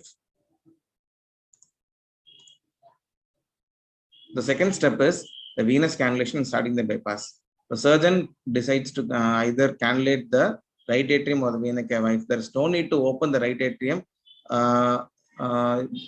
just a right atrial cannula or a single stage cannula can be placed. But like in a repair of ASD, you need to have an empty right atrium. At that time, SVC and IVC should be separately cannulated, and blood should be drained off from the right atrium. To once the cannula are in, to facilitate venous return to go into the venous cannula and reach the reservoir, you will have to increase the operating table size height from above the venous reservoir, so that blood flows with the help of gravity, and sometimes put in a Trendelenburg position. So only when you do this, because I already told you, the venous return is not taken by suction, it drains by gravity. To aid in gravity, you raise the height and put in a Trendelenburg position, and surgeon would have already placed a clamp in the venous line. You will unclamp it, the blood will gush into the venous reservoir, and the perfusionist draws this blood, he oxygenates it and return it to the patient through the aortic cannula. So this is how the CPB works. And at this time, I already told you, prime solution will start moving into the patient and it will produce hemodilution and hypotension. You will have to manage that. So at this time, this is only a partial bypass. Remember, the blood is draining out through the cannula, going to the CPB and coming back through the arterial end. But at the same time, the heart is also, right ventricle is also ejecting to the pulmonary circulation. So you have to ventilate the lungs at this phase. This is called the partial bypass, when heart is ejecting into the lungs also. So, but if you observe in the ETCO2, what will happen is, because the lung perfusion to the lung is decreasing, the ETCO2 gradually falls down. So as you remove more and more blood from the right ventricle, right atrium, and push it into the bypass, the ETCO2 will start falling down. But if your purpose of CPB is only for a partial support and oxygenation, the surgery can be, suppose if it's a pericardectomy or CABG, the surgeon can start at this point itself. Surgeon need not wait till the heart is fully deflated. From this itself, he can start. But if the purpose of CPB is full circulatory support, you need to initiate a full bypass. That is, the venous drainage is slowly increased, so until the time when all blood in the IVs and SVC is drained away from the heart. And at this point, there is no pulmonary circulation, and ETCO2 literally becomes 0 to 7. Now you need not ventilate the lung at all. The full ventilation part is taken by the CPB. The ventilation can be stopped. Now here we have empty beating heart. So the heart will still be beating. You can't open the chamber and do the surgery. If you want an immobile heart, you will have to arrest it. So to arrest it, what we do is, we'll just see a small video. See here, these two are the venous cannulae, taking out blood and pushing it through, after oxygenation, pushing it to the patient through the aortic line. It's an empty beating heart. So how to prepare a cardioplegia? The initial volume which we use is, I'm talking about the crystalline cardioplegia. We use 15 ml per kg as the initial dose. 1/3 of the dose, we choose a potassium-rich solution like isolate M or a ringer lactate. 2/3 of the volume is by oxygenated blood. So only after the pump starts and the perfusion starts oxygenating, he draws in the blood that is from the pump, and he adds it into the, this is the cardioplegia flask. He adds it into that, and he adds another special solution called bioplegia. This solution is rich in magnesium, potassium, and procaine, and this flask will cool the cardioplegia to 15 to 12 degrees centigrade. We cool the patient from 37 to 32 degrees, but heart is cooled much more less. That is, it's at 15 degrees to enable good protection during periods of no blood flow at all. So this is how we arrest the heart. See, this is the cross clamp which you have to apply to isolate the systemic circulation and the coronary circulation. See here, you have the systemic circulation going on into the patient from the aortic cannula. And because of applying the cross clamp, the coronary circulation gets isolated. Now we will have to insert a cannula called a cardioplegia cannula, and through this you have to deliver the cardioplegia into the aortic root. That will go into the aortic root, and with the help of an intact aortic valve, it will not go into the left ventricle, it will go into the coronary ostia and perfuse the myocardium. Once this occurs, the heart will go into hyperkalemia and heart arrests in asystole. There might be special situations, like you have an aortic regurgitation or you have to do an aortic root surgery. At the time, we open the aorta and directly give the cardioplegia into the coronary ostia. It is called ostial plegia. Sometimes the plegia might not go into the myocardium, as in case of a left main coronary artery occlusion. At that time, you will have to cannulate the coronary sinus and give retrograde cardioplegia so that it reaches the myocardium. If the purpose of CPV is complete immobility and opening of a chamber, the surgeon can only start from this point, and now the heart is ready for undergoing a surgery. So we'll see a video on how we deliver the cardioplegia. So that is the cardioplegia delivery line. It is de-aired and secured into the aorta. Next, what we'll do is we'll have to put a cross clamp. So to isolate the systemic circulation and the coronary circulation, the cross clamp is applied here to isolate the systemic circulation and the coronary circulation. So how to maintain the CPB? During the CPB, you can't relax. You have to maintain the anesthetic levels. More importantly, you have to do a proper monitoring during the bypass and maintain the anticoagulation status. The perfusionist will take care of the heart. He will give cardioplegia every 20 minutes. So what all should you monitor during the bypass period? See, in the monitor is there. On the monitor, you have to always look for a flat ECG. Now, we have purposely arrested the heart. The heart should not have any electrical activity. Any electrical activity, the no perfusion period will give rise to ischemia. So you have to keep looking at the ECG so that there is a flat line. And the mean arterial pressure should be 67. I'll tell you in the next slides why this mean arterial pressure should be maintained. Though it is a non-pulsatile flat line, you have to maintain the mean arterial pressure. And you have to maintain the temperature. So you have to look at the temperature also. On the patient, you have to look at the pupils, conjunctiva, and the urine output. And you have to keep repeating the ABG so that you have the blood gas values. I'll tell you also about how to maintain the blood gas also. So this PO2, the importance is now because it's a non-pulsatile flow, the pulse oximeter will not work. So you have to only rely on the PO2 values to see whether there is a systemic oxygenation. So pump perfusion and the perfusion pressures. So because the pump is rotating, it will deliver a cardiac output of 3 liters per minute. So that depends on the rotation, the roller head occlusion, the tubing size. It will give a line pressure of 80 to 120 millimeters of mercury. That will reflect in the patient as 50 to 90 millimeters of mercury, which is dependent on the peripheral vascular resistance, hemodulation, and the viscosity. So because the patient is fully heparinized, there is risk of bleeding, and there is if you maintain low MAPs during the CPB, you have less risk of bleeding, but the risk of organ hypoxia is always there. If you maintain high MAP, there will be good organ protection, but bleeding and embolism risk is always there. So this is how they give a systemic pump. See, he is giving 3.3 liters at a pressure of 152, and the pressure on the patient is 58/39. So we'll briefly look at the acid base changes in the patient. Now I have cooled the patient to 33 degrees and I draw a ABG sample and send it to the analyzer. What happens is this ABG machine will warm the blood to 37 degrees and then give a report. So the report will look very normal. The pH is 7.4, PCO is 40.2. But if I enter the actual temperature of the patient into the ABG machine, it will give another report that is called a temperature corrected report. Here you can see that the pH has become an alkalotic value, 7.55, and the PSC2 has gone down.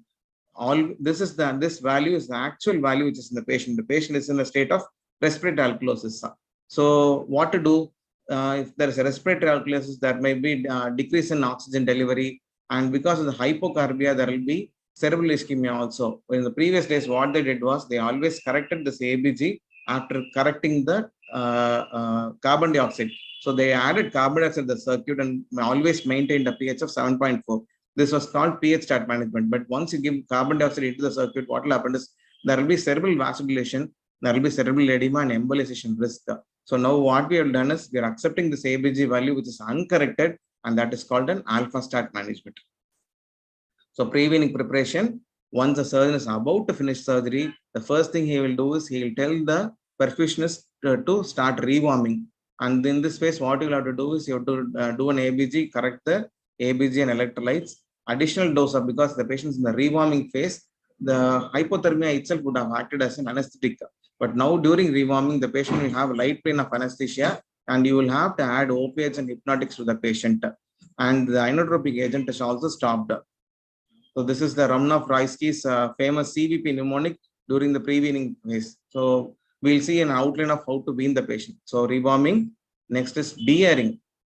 Then you will have to remove the cross clamp. Once you remove the cross clamp, ECG will resume first, and they will again have an empty beating heart. During this period, allow the heart to recover from the ischemic damages and accumulated metabolites. Start inotropes and vasopressors during this time. And once the heart resumes its full contraction, you reduce the venous return and allow the blood to fill the heart, and the heart ejects by on its own. At this point of time, pulmonary circulation will start, and you have to start ventilation. And once the cardiac, slowly you start weaning the patient. Once the cardiac output, blood pressure, rhythm, or everything is normal, you can switch off the bypass and go in for an aortic venous decannulation. See, when you started the bypass, you always put the venous lines, aortic lines first. But when you remove it, you have to remove the venous lines first, restore the coagulation with help of protamine, and do the aortic decannulation. So why should you de-air the heart? Once you open the chambers of heart, all the air would have entered. And once you resume circulation, the air from the heart will go into the patient. So you have to de-air the left chambers completely. That is done by opening the, reversing the flow from the cardioplegia delivery line, or putting vents into left ventricle, the pulmonary artery, or the right superior pulmonary vein. So once the patient is completely de-aired, the cross clamp is removed. Once the cross clamp is removed, the blood from the systemic circulation will rush into the coronary artery and flush the cardioplegia solution out. The electrical activity of heart will start to resume. See, when you went into the pump, it followed the features of hyperkalemia and it entered an arrest. Now here, from an arrest, through features of hyperkalemia, the sinus rhythm will start coming. But even if it doesn't come, it's no problem. You can put on pacer and allow the heart to contract well. See, I'm ventilating the patient, and all the blood from the lungs is coming into the left atrium and de-airing the left atrium after the mitral valve replacement. After this, the surgeon de-aires the left ventricle by opening up the cardioplegia line and giving some blood into the heart. All the air from the left atrium and the left ventricle will come out.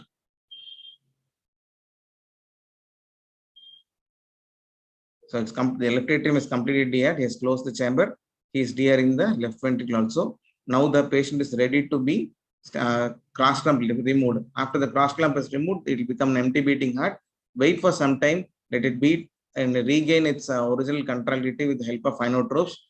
Then you can start filling the blood. Before you do that, you have to see, before you fill the empty beating heart with blood, you have to make sure that there is a sinus rhythm, a narrow QRS complex, and the patient is stable with a good pH. There should be no hyperkalemia. Temperature should have reached 37 degrees, and the myocardium should be contracting well. So the venous drainage is slowly reduced, and you have to start ventilating at this time. The ETCO2 and the blood pressure will start to rise. You may have to increase the supports. If there is distension, you have to increase the supports. But if the heart is contracting well and the BP is not still picking up, you will have to add volume to the circuit.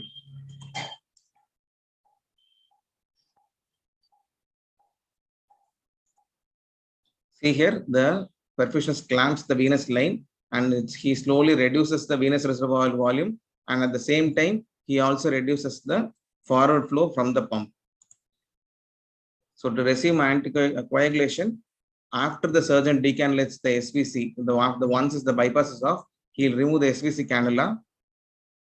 and you have to slowly give protamine into the peripheral line. You have to give only through the peripheral line we will give, and it's only after a test dose we will measure 3 pressures. One is the filling pressure, the systemic pressure, and the airway pressure we have to monitor, so that any heparin reaction you can identify. 1 milligram of protamine is given for 100 units of heparin given. Easy to identify, easy to remember is for each cc of heparin, that is 5,000 units, you will have to give 1 ampule of protamine. 1 ampule of protamine contains 50 milligram. And once you give full anticoagulation, the ACD should come back to 120 seconds. And once half dose of protamine is over, you should notify the surgeon, and he will take the aortic cannula out. You can continue the remaining amount of protamine. So in the postoperative period, we'll correct the fluid blood deficits. Temperature should be normalized. Acid base should become normal. And recovery from anesthetic agents in the neuromuscular block, you can extubate the patient. For fast tracking, that is early extubation, you have to plan the anesthetic in a different way. So what is deep hypothermic cardiac arrest?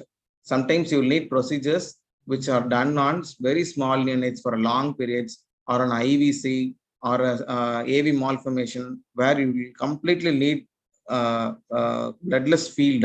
And to have that complete bloodless field, what we do is we run the CBB, start cooling.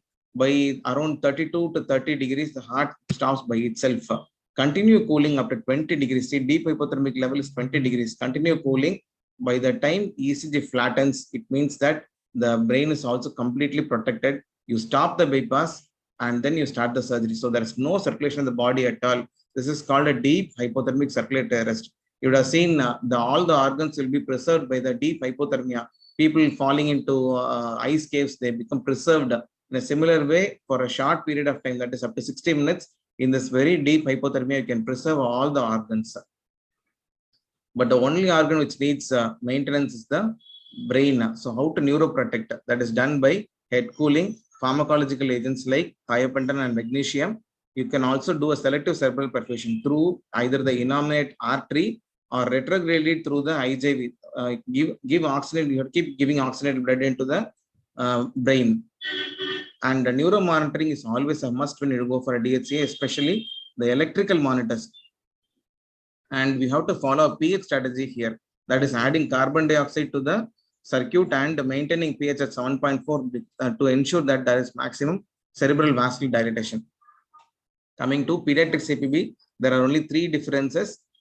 See, when you add pump prime, the hemodilation is only 30%, but in a pediatric patient is 300%. So you always have to give blood into it. And the ABG strategies, most of the time it is pH stat. The PaCO2 will be very low here. So these are the main differences.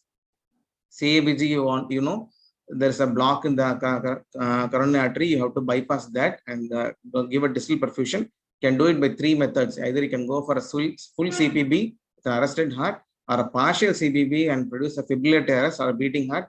The main advantage is you can always go, if the heart is good, you can go with a no CPB and a beating heart. So the anesthetic goals are give heparin at a lower dose and maintain ACT at 240 to 360. You have to give slow heart rates because the surgeon operates it on a stabilizer, and for the comfort, you have to give slower heart rates, maintain coronary artery perfusion pressure. I'll tell you the next slide how to do it, prevent arrhythmias and prevent hypothermia. So coronary perfusion pressure perfusion always occurs during the diastole. So the formula is aortic diastolic pressure minus the opposing force is the left ventricular end diastolic pressure.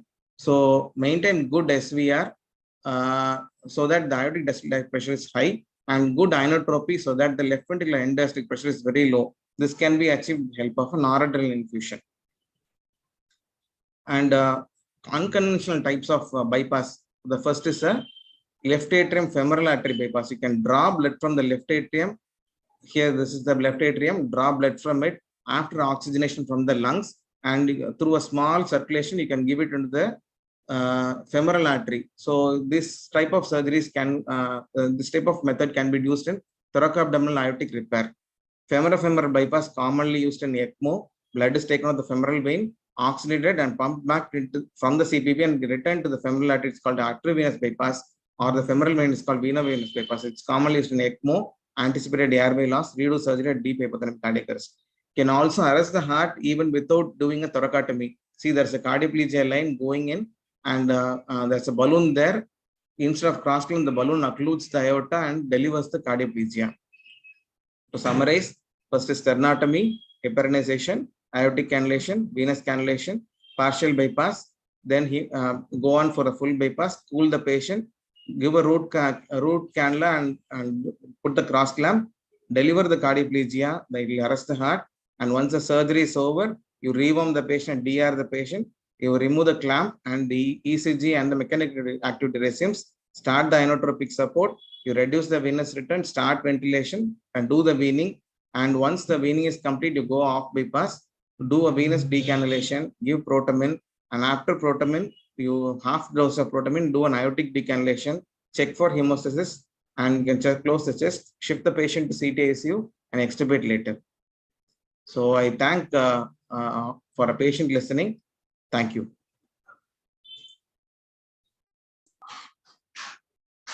Thank you, Super sir. Thank you, sir. Wonderfully elaborate. Those who are not witnessed CAPG, that is open heart surgery, it will be more useful. Gomati madam, there are some questions in the chat box. Unmute yourself, Gomati madam. Gomati madam, unmute. Okay. Sir, shall I answer the questions like Kaushik start presenting, sir? Okay, you answer the chat box, sir. Okay. Gomati madam, we can move on to the next topic. All right. The next topic is basics of echo evaluation by Dr. Kaushik Jyothinath. He is a consultant pediatric anesthesiologist at GKNM Coimbatore, and he's also the author of Anaesthesia Review for Different B students. Dr. Kaushik, over to Dr. Kaushik. Am I audible, everybody? Yes, you are. Yes, sir. So thank you, Gomati ma'am, for a very nice introduction, and also Edward sir for having me on board. Very elaborate presentation by Vinodini ma'am and also Shiva Prasad sir. So for a moment, I thought that I was working on a Sunday morning. So it felt very live, your presentation, sir. Just give me a minute.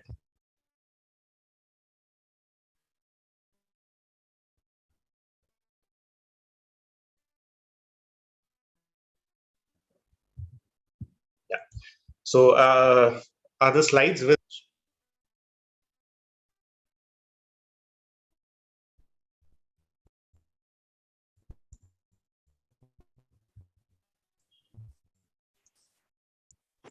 Are the slides visible?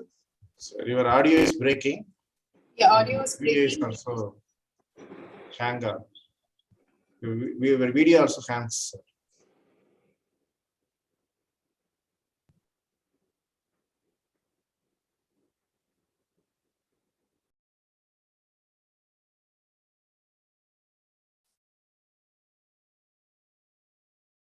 You can stop your video and start.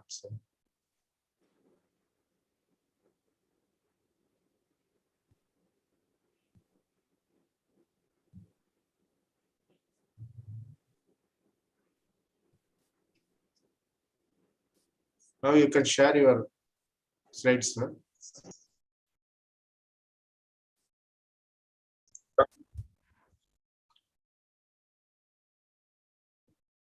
Can you hear me, ma'am? Yes, audio is clear. Yeah, back on. Sorry, I'm having some bandwidth issues. Let's just get back to the presentation. So I'll be talking to you about the basics of echocardiography. I've been given 15 minutes. It's quite a short while. So a couple of disclaimers before we start. One is, if all of you find yourself in this state at the end of the lecture, I shall try and change the style of presentation for the next few sessions. The second one being that it's a very basic outline of ventricular function. It doesn't cover a lot of echocardiography. It basically focuses only on ventricular function and especially on systolic function. So we should be looking at the equipment which we need, some of the basic views that we use and some of the indices of systolic ventricular function. So let's jump straight back into a clinical scenario. You have seen a patient who's 51 years old. He's a diabetic hypertensive with COPD. And you're on call, and in the night you suddenly receive a call saying that he's turned breathless and he's got sudden preoperative hypotension. So what do you do next? Well, echocardiography is something which is a very useful tool, and which I believe every anesthesiologist should be familiar with in the coming years. So this person had an echocardiography done. The anesthesiologist who was on call was able to get these windows. So on the left, you have a four-chamber view, and on the right, you have a short axis view of the left ventricle. You can see that the ventricle is struggling to perform adequately. So how does this person get to this stage? So as we all know, we all need the right tool for the right job. So any ultrasound machine would do, provided that we have a phased array probe. You have to have a phased array probe so that it is low frequency and it allows enough of tissue penetration to be able to visualize the heart. And you would ideally prefer a frequency range of around 1 to 5 megahertz. The reason we prefer a phased array probe is that it has a very small footprint, so it allows for easy manipulation in between the intercostal space. So a few basic rules to remember. One is that the probe marker always is present on the probe of choice. So it can either be in the form of a light or a dot, or in this picture, your ridge. And the probe marker is always indicated on the screen by a dot or a letter. The V of the sector is always where the probe is at. So this is important to remember, because in transthoracic echo, this would the V of the probe, the V of the sector would represent anterior structures, whereas in a transesophageal echo, this would represent all the posterior structures. So likewise, the farthest structures are displayed at the bottom of the sector. So let's jump on to some basic TTE views. We should be familiar with 4 views. However, we're going to be running through 3 of these views, that is the parasternal windows, the apical windows, and the subcostal windows. So first being the parasternal long axis view. So for this, sir, are you running your slides? Are you running your slides? It's not. Sir, yes, sir. I am. Your slides are not visible. Slides are not visible? Yes, sir. You are not shared your screen. Where are we stuck, sir? You are running the slides by your lecture. Okay. Are you running your slides also, sir? Yes, sir. Running the slides. So it's Your not slides visible. aren't visible. Oh, I'm still at the first slide, is it? Oh, okay. Now only it is visible, sir. Okay, sure. Sorry for that. It's okay. You can take your time. We are just seeing the video. We are just seeing your PowerPoint now. We can extend okay. time, no problem, sir. You can finish your talk. Sure. So let's get back to this. Okay, so this is what I meant. The probe marker will usually be present on the probe, which can either be indicated by a light or a dot or a ridge. And this would be indicated by a letter on the screen. And the V of the sector is always where the probe is at. So this would represent anterior structures in transthoracic echo and posterior structures in transesophageal echo. And the farthest structures are displayed at the bottom of the sector. So the basic TTE views, we should be familiar with the parasternal windows, the apical windows, and the subcostal windows. We'll be running through those. The parasternal long axis view, basically you'll have to keep the probe at the left sternal border in the 4th intercostal space. And the marker is usually directed towards the patient's right shoulder. The optimum depth for obtaining these images would be around 12 to 16 centimeters. And like we can see in this video, it is used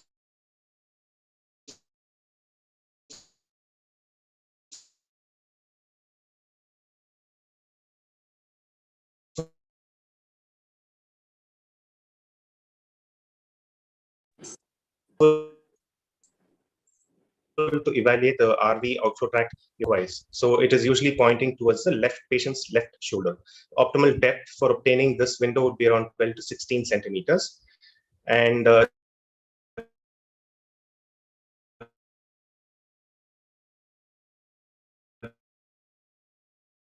this while we or the mid-papillary level of the left ventricle. So like we can see, we can have a cross section of the left ventricular cavity, and this is useful to assess the left ventricle as well as the right ventricle. The mitral valve, if we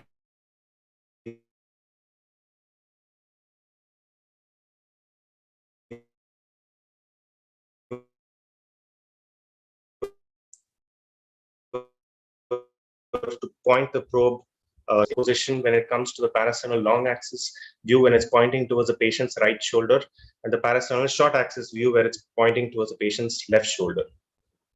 So next we have the apical four-chamber view, wherein the probe marker is, the probe is first of all kept at the place of the apical impulse, and the indicator usually points at the 3 o'clock position, and the optimal depth for obtaining this view would be around 14 to 18 centimeters.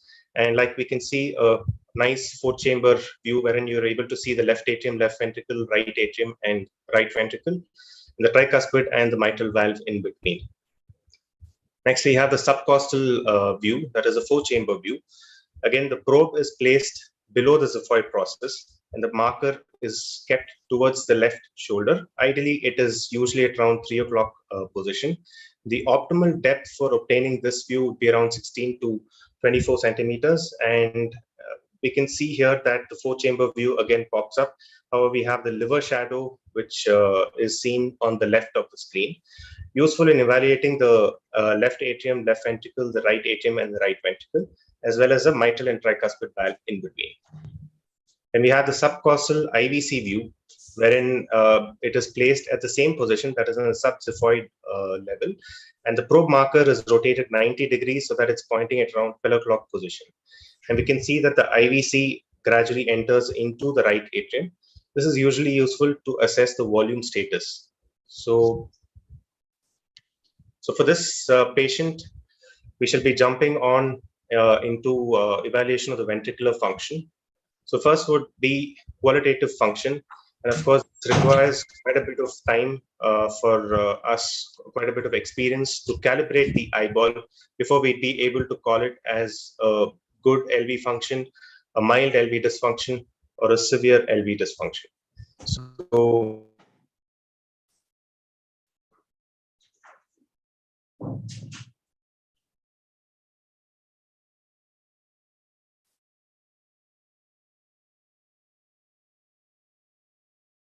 Your audio is breaking, sir. You're not audible.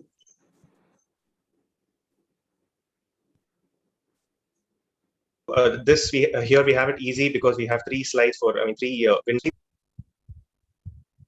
Can I go on? Yes, sir. It is audible, sir. Okay, audible. Yeah. So qualitative assessment, usually the accuracy depends upon the quality of the image. So you need a good quality image with good endocardial windows, which is especially difficult when it comes to the lateral and the septal walls of the left ventricle. And like we discussed, you need to calibrate your eyeball over the years to be able to call the ventricular function right. So a lot of it depends upon the experience of the examiner. And lastly, your regional wall motion abnormalities may end up confusing you with what exactly would be the ventricular function. So another important step which we need to know, a very basic thing which we need to know before we proceed into the various indices, we need to be able to identify what time of the cardiac cycle we are at. So in this video, we're looking at how to identify the end diastolic frame. So let me just pause this video and do it. So we can see that here the mitral valve is slowly opening up, and this is the LA, this is the LV. Mitral valve is slowly opening up and it's allowing the LV to fill with volume. You can see the LV distending, then the mitral valve comes to closure, slowly comes to closure. So so the window we need so as to call it as the end diastolic frame would be the frame just before the mitral valve closes. So again, I'm going back a few steps, a few frames. The mitral valve again remains open, and now it comes to a close. So this would be the frame that you would want to call it as the end diastolic frame.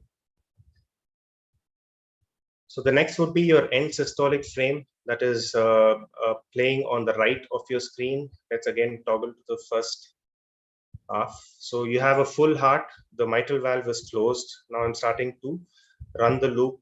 You can see that the heart is contracting, the volume reduces, the mitral valve is still closed, heart is contracting, and now the mitral valve opens. So you want the frame just before the mitral valve opens. So again, I'm going back a few steps to where the mitral valve just closes. This would be the end systolic frame. So now you have identified what is the end diastolic frame, what is the end systolic frame. So if you see here on the bottom right corner, you have an ECG reading along with the loop. So the ECG reading usually leads to the end of the T wave. That is where your end systolic frame is at. End diastolic frame usually lies within the QRS complex. This was a previous video.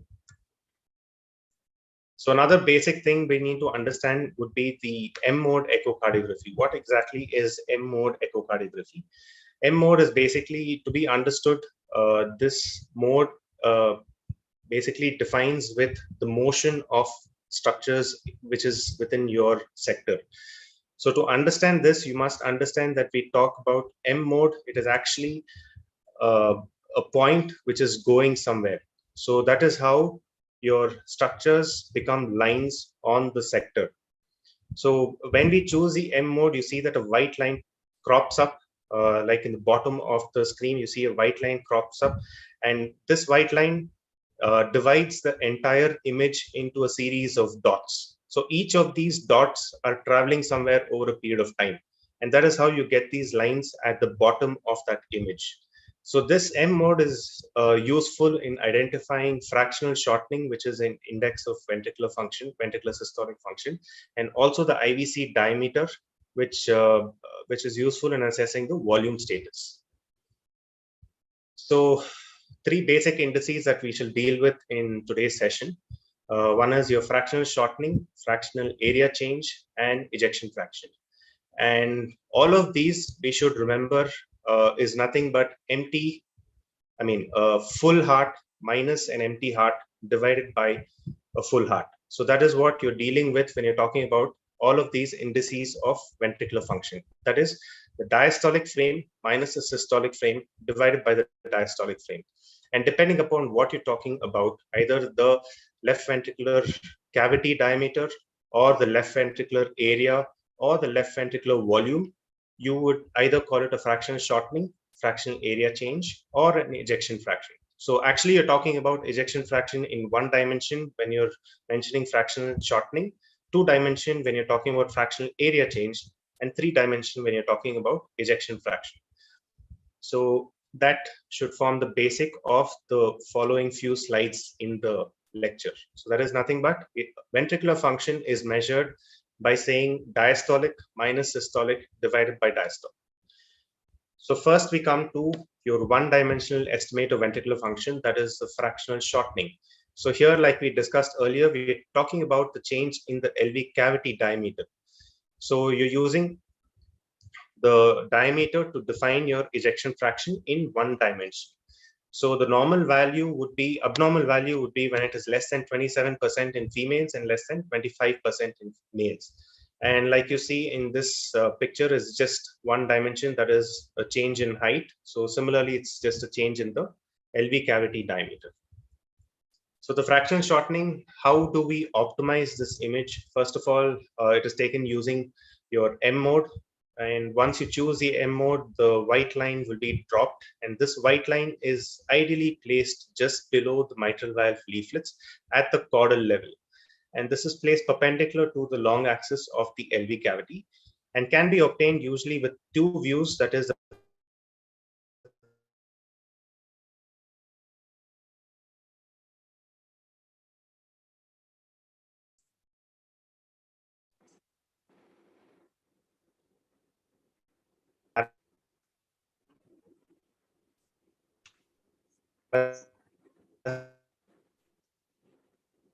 long axis view as well as a. So what are the advantages of this method? I think all of us should be familiar with this because it is, for one, it is very simple, very easy to perform, can be obtained very quickly, And even our sonocyte machine has this mode, so it can be a very quick estimate of ventricular function. So we shall go through the steps of how to get this fractional shortening. So first would be to acquire an image like this, that is using your parasternal short axis view. So we've got a nice cross section of the LV cavity. And then we drop the M mode line.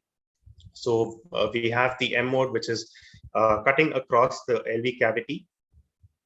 So the next step would be to choose your M mode on the on the keyboard of the machine. So you have the M mode button, you choose that, and this is what the monitor throws up. So you have the M mode line, which divides this image into a series of points, and this bottom image shows you the movement of those points across time. So out of this, you need to identify the LV cavity. So that would be the dark space in between.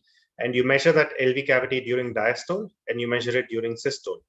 And once you do that, the machine software calculates your fractional shortening, and it displays the fractional shortening along with your one-dimensional ejection fraction and various other indices. So that would be how you measure the fractional shortening. Next, we come down to fractional area change. So like we discussed, fractional shortening is a change in diameter. Fractional area change is a change in your LV cavity area. So it is ejection fraction in 2 dimensions, and the normal value would be when it is more than 35%. So how do you optimize these images? We shall be going through the steps of obtaining this fractional area change over the next few slides. So the image acquired would usually be in your parasternal short axis view, like for the fractional shortening, or you can also use the apical 4-chamber view. And again, like before, we need to identify the end systolic and the end diastolic frames. Your endocardial border is traced in between the mitral valve annuli, and the fractional area change is automatically calculated by the machine. So here we have again acquired a parasternal short axis view of the LV cavity. And now we have identified, like before, the end systolic frame and the end diastolic frame.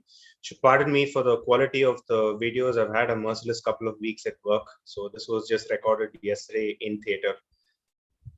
So you can see, let me just run this slowly. So you can see that at the bottom right, you have the end systolic frame. That is basically the red dot, which is sitting at the end of the T wave. And on the left, you have the end diastolic frame. The red dot is buried in the QRS complex. So this way of tracing the endocardial borders is wrong. We should be looking at it at the next couple of slides. So now we have identified the 2 frames. We have traced the endocardial borders. So the end diastolic border and the end systolic border. The trick is to include the papillary muscles when you're tracing the border, and that is why the previous slide was wrong, wherein we have excluded this papillary muscles while tracing it. And once we do that, the area is displayed on the left corner of the screen, and you can calculate the fractional area change. So this would be the wrong way of doing a fractional area change calculation. That is the tracing the endocardial border, wherein we have not included the papillary muscle. The blue line excludes the papillary muscle. This would be the right way, wherein you have included the papillary muscle and the blue line includes the papillary muscle. So our machine is calibrated to display the fractional area change automatically for the 4-chamber view. So this was done during the case with the transesophageal probe. You can see that the LV fractional area change is close to normal. It's around 30%. So if you're still awake, I hope you are, because the next few slides are what everyone is interested in. That is the ejection fraction. So the ejection fraction basically measures the systolic change in the LV cavity volume.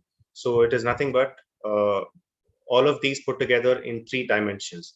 And the method which is preferred, which is recommended by your ASC and all other academic forums is the Simpson's method of discs. So normally it should be more than 55%. And what is the Simpson's method? It is nothing but a summation of series of discs. So like you have the fractional area change, you have to trace out the endocardial borders. And once you trace out the endocardial borders, the machine drops a series of discs from the mitral valve annulus right up to the apex. So again, while doing this, you'll have to choose your end diastolic and the end systolic frame.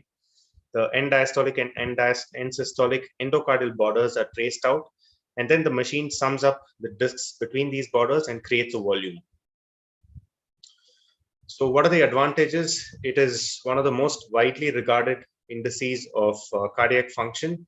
Almost all of us, the first thing that we look at before we look into an echo report is the ejection fraction. So the disadvantages are that it is time consuming, and because we are cubing everything, we are looking at a three-dimensional aspect of a single measurement, all the errors are magnified. So that is one of the major disadvantages. And another thing is that it is load dependent. So it is a load dependent measure of contractility. All of these indices that we have discussed in the previous few slides are all dependent on both the afterload as well as the preload. So if you have a full patient, your heart is going to look like it's not contracting well. And if you have an empty heart, it looks like it's going to be contracting much better. So that is what it means by load dependent. So it is preload dependent as well as afterload dependent.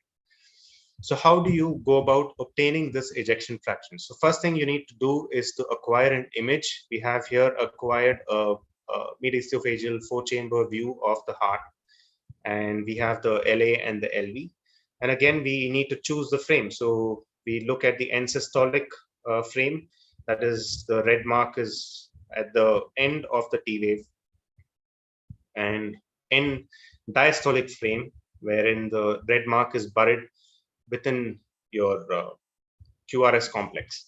So once you've done that, once you've chosen the frame, we go on to tracing the endocardial borders. But before that, we need to be able to identify where exactly the measurement should be taken. So we press the measure button. Yeah, so we press the measure button, and this is what comes up. Now you need to scroll down. You need to scroll down to where the volume is at. So you click on that, and then you have your ways of measuring the ejection fraction. Now you're going to choose a single plane way of measuring the ejection fraction. And this is basically the left ventricular end diastolic volume on the left and the end systolic volume on the right. So once you've chosen the end, once you've traced the endocardial borders, the machine is going to throw up your ejection fraction automatically. So this is what we're going to be doing next. So we are tracing out the endocardial borders. We are careful enough to include the papillary muscles. And on the left, we are doing it for the end diastolic frame. So you have dropped it, you've dropped the line, and the machine throws up a series of values on the left corner of the screen. You have the end diastolic volume, end diastolic area, etc. Now you've gone on to the right. So you're going to be tracing the end systolic frame, the endocardial borders. So we've started from the mitral valve annulus, going through tracing all the endocardial borders. You're careful enough to include the papillary muscle, and you go up right up to the opposite side. So once you've done that, you drop a line, and the machine displays the ejection fraction. It displays the stroke volume, your cardiac output, and your end systolic dimensions. And I'd like to apologize for the quality of the slides. So with that, we come to the end of this talk. It's a very brief talk, firstly because of the short duration. I thought I'll just give you what most of you would be interested in learning. So you are your own limit and rise above it. So I think going ahead, all of us will need to know how to do all of these. And if you're somehow able to find yourself with a machine somewhere, I think each one of you should familiarize yourself with this. Thank you. Thank you, Kaushik sir. I know there is a time limit.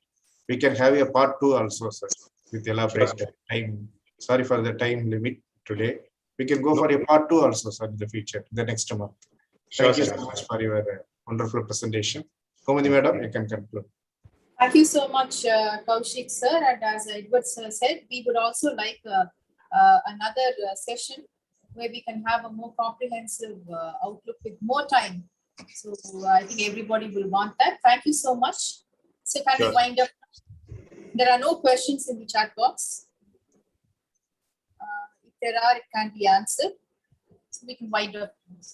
Thank you, Gomadi madam, Thank you. for heading this session. Thank you for the today's speakers, Prasad sir, Sarva Vinodini madam, and Kaushik sir. Thank you, one and all. We can meet the next week. Next week is going to be a case discussion involving a valvular heart disease. So it is going to be an interesting one. Thank you, one and all. Thank you, AM Logics. Thank you, Akrula. Thank you. So we can wind up sessions. Thank you.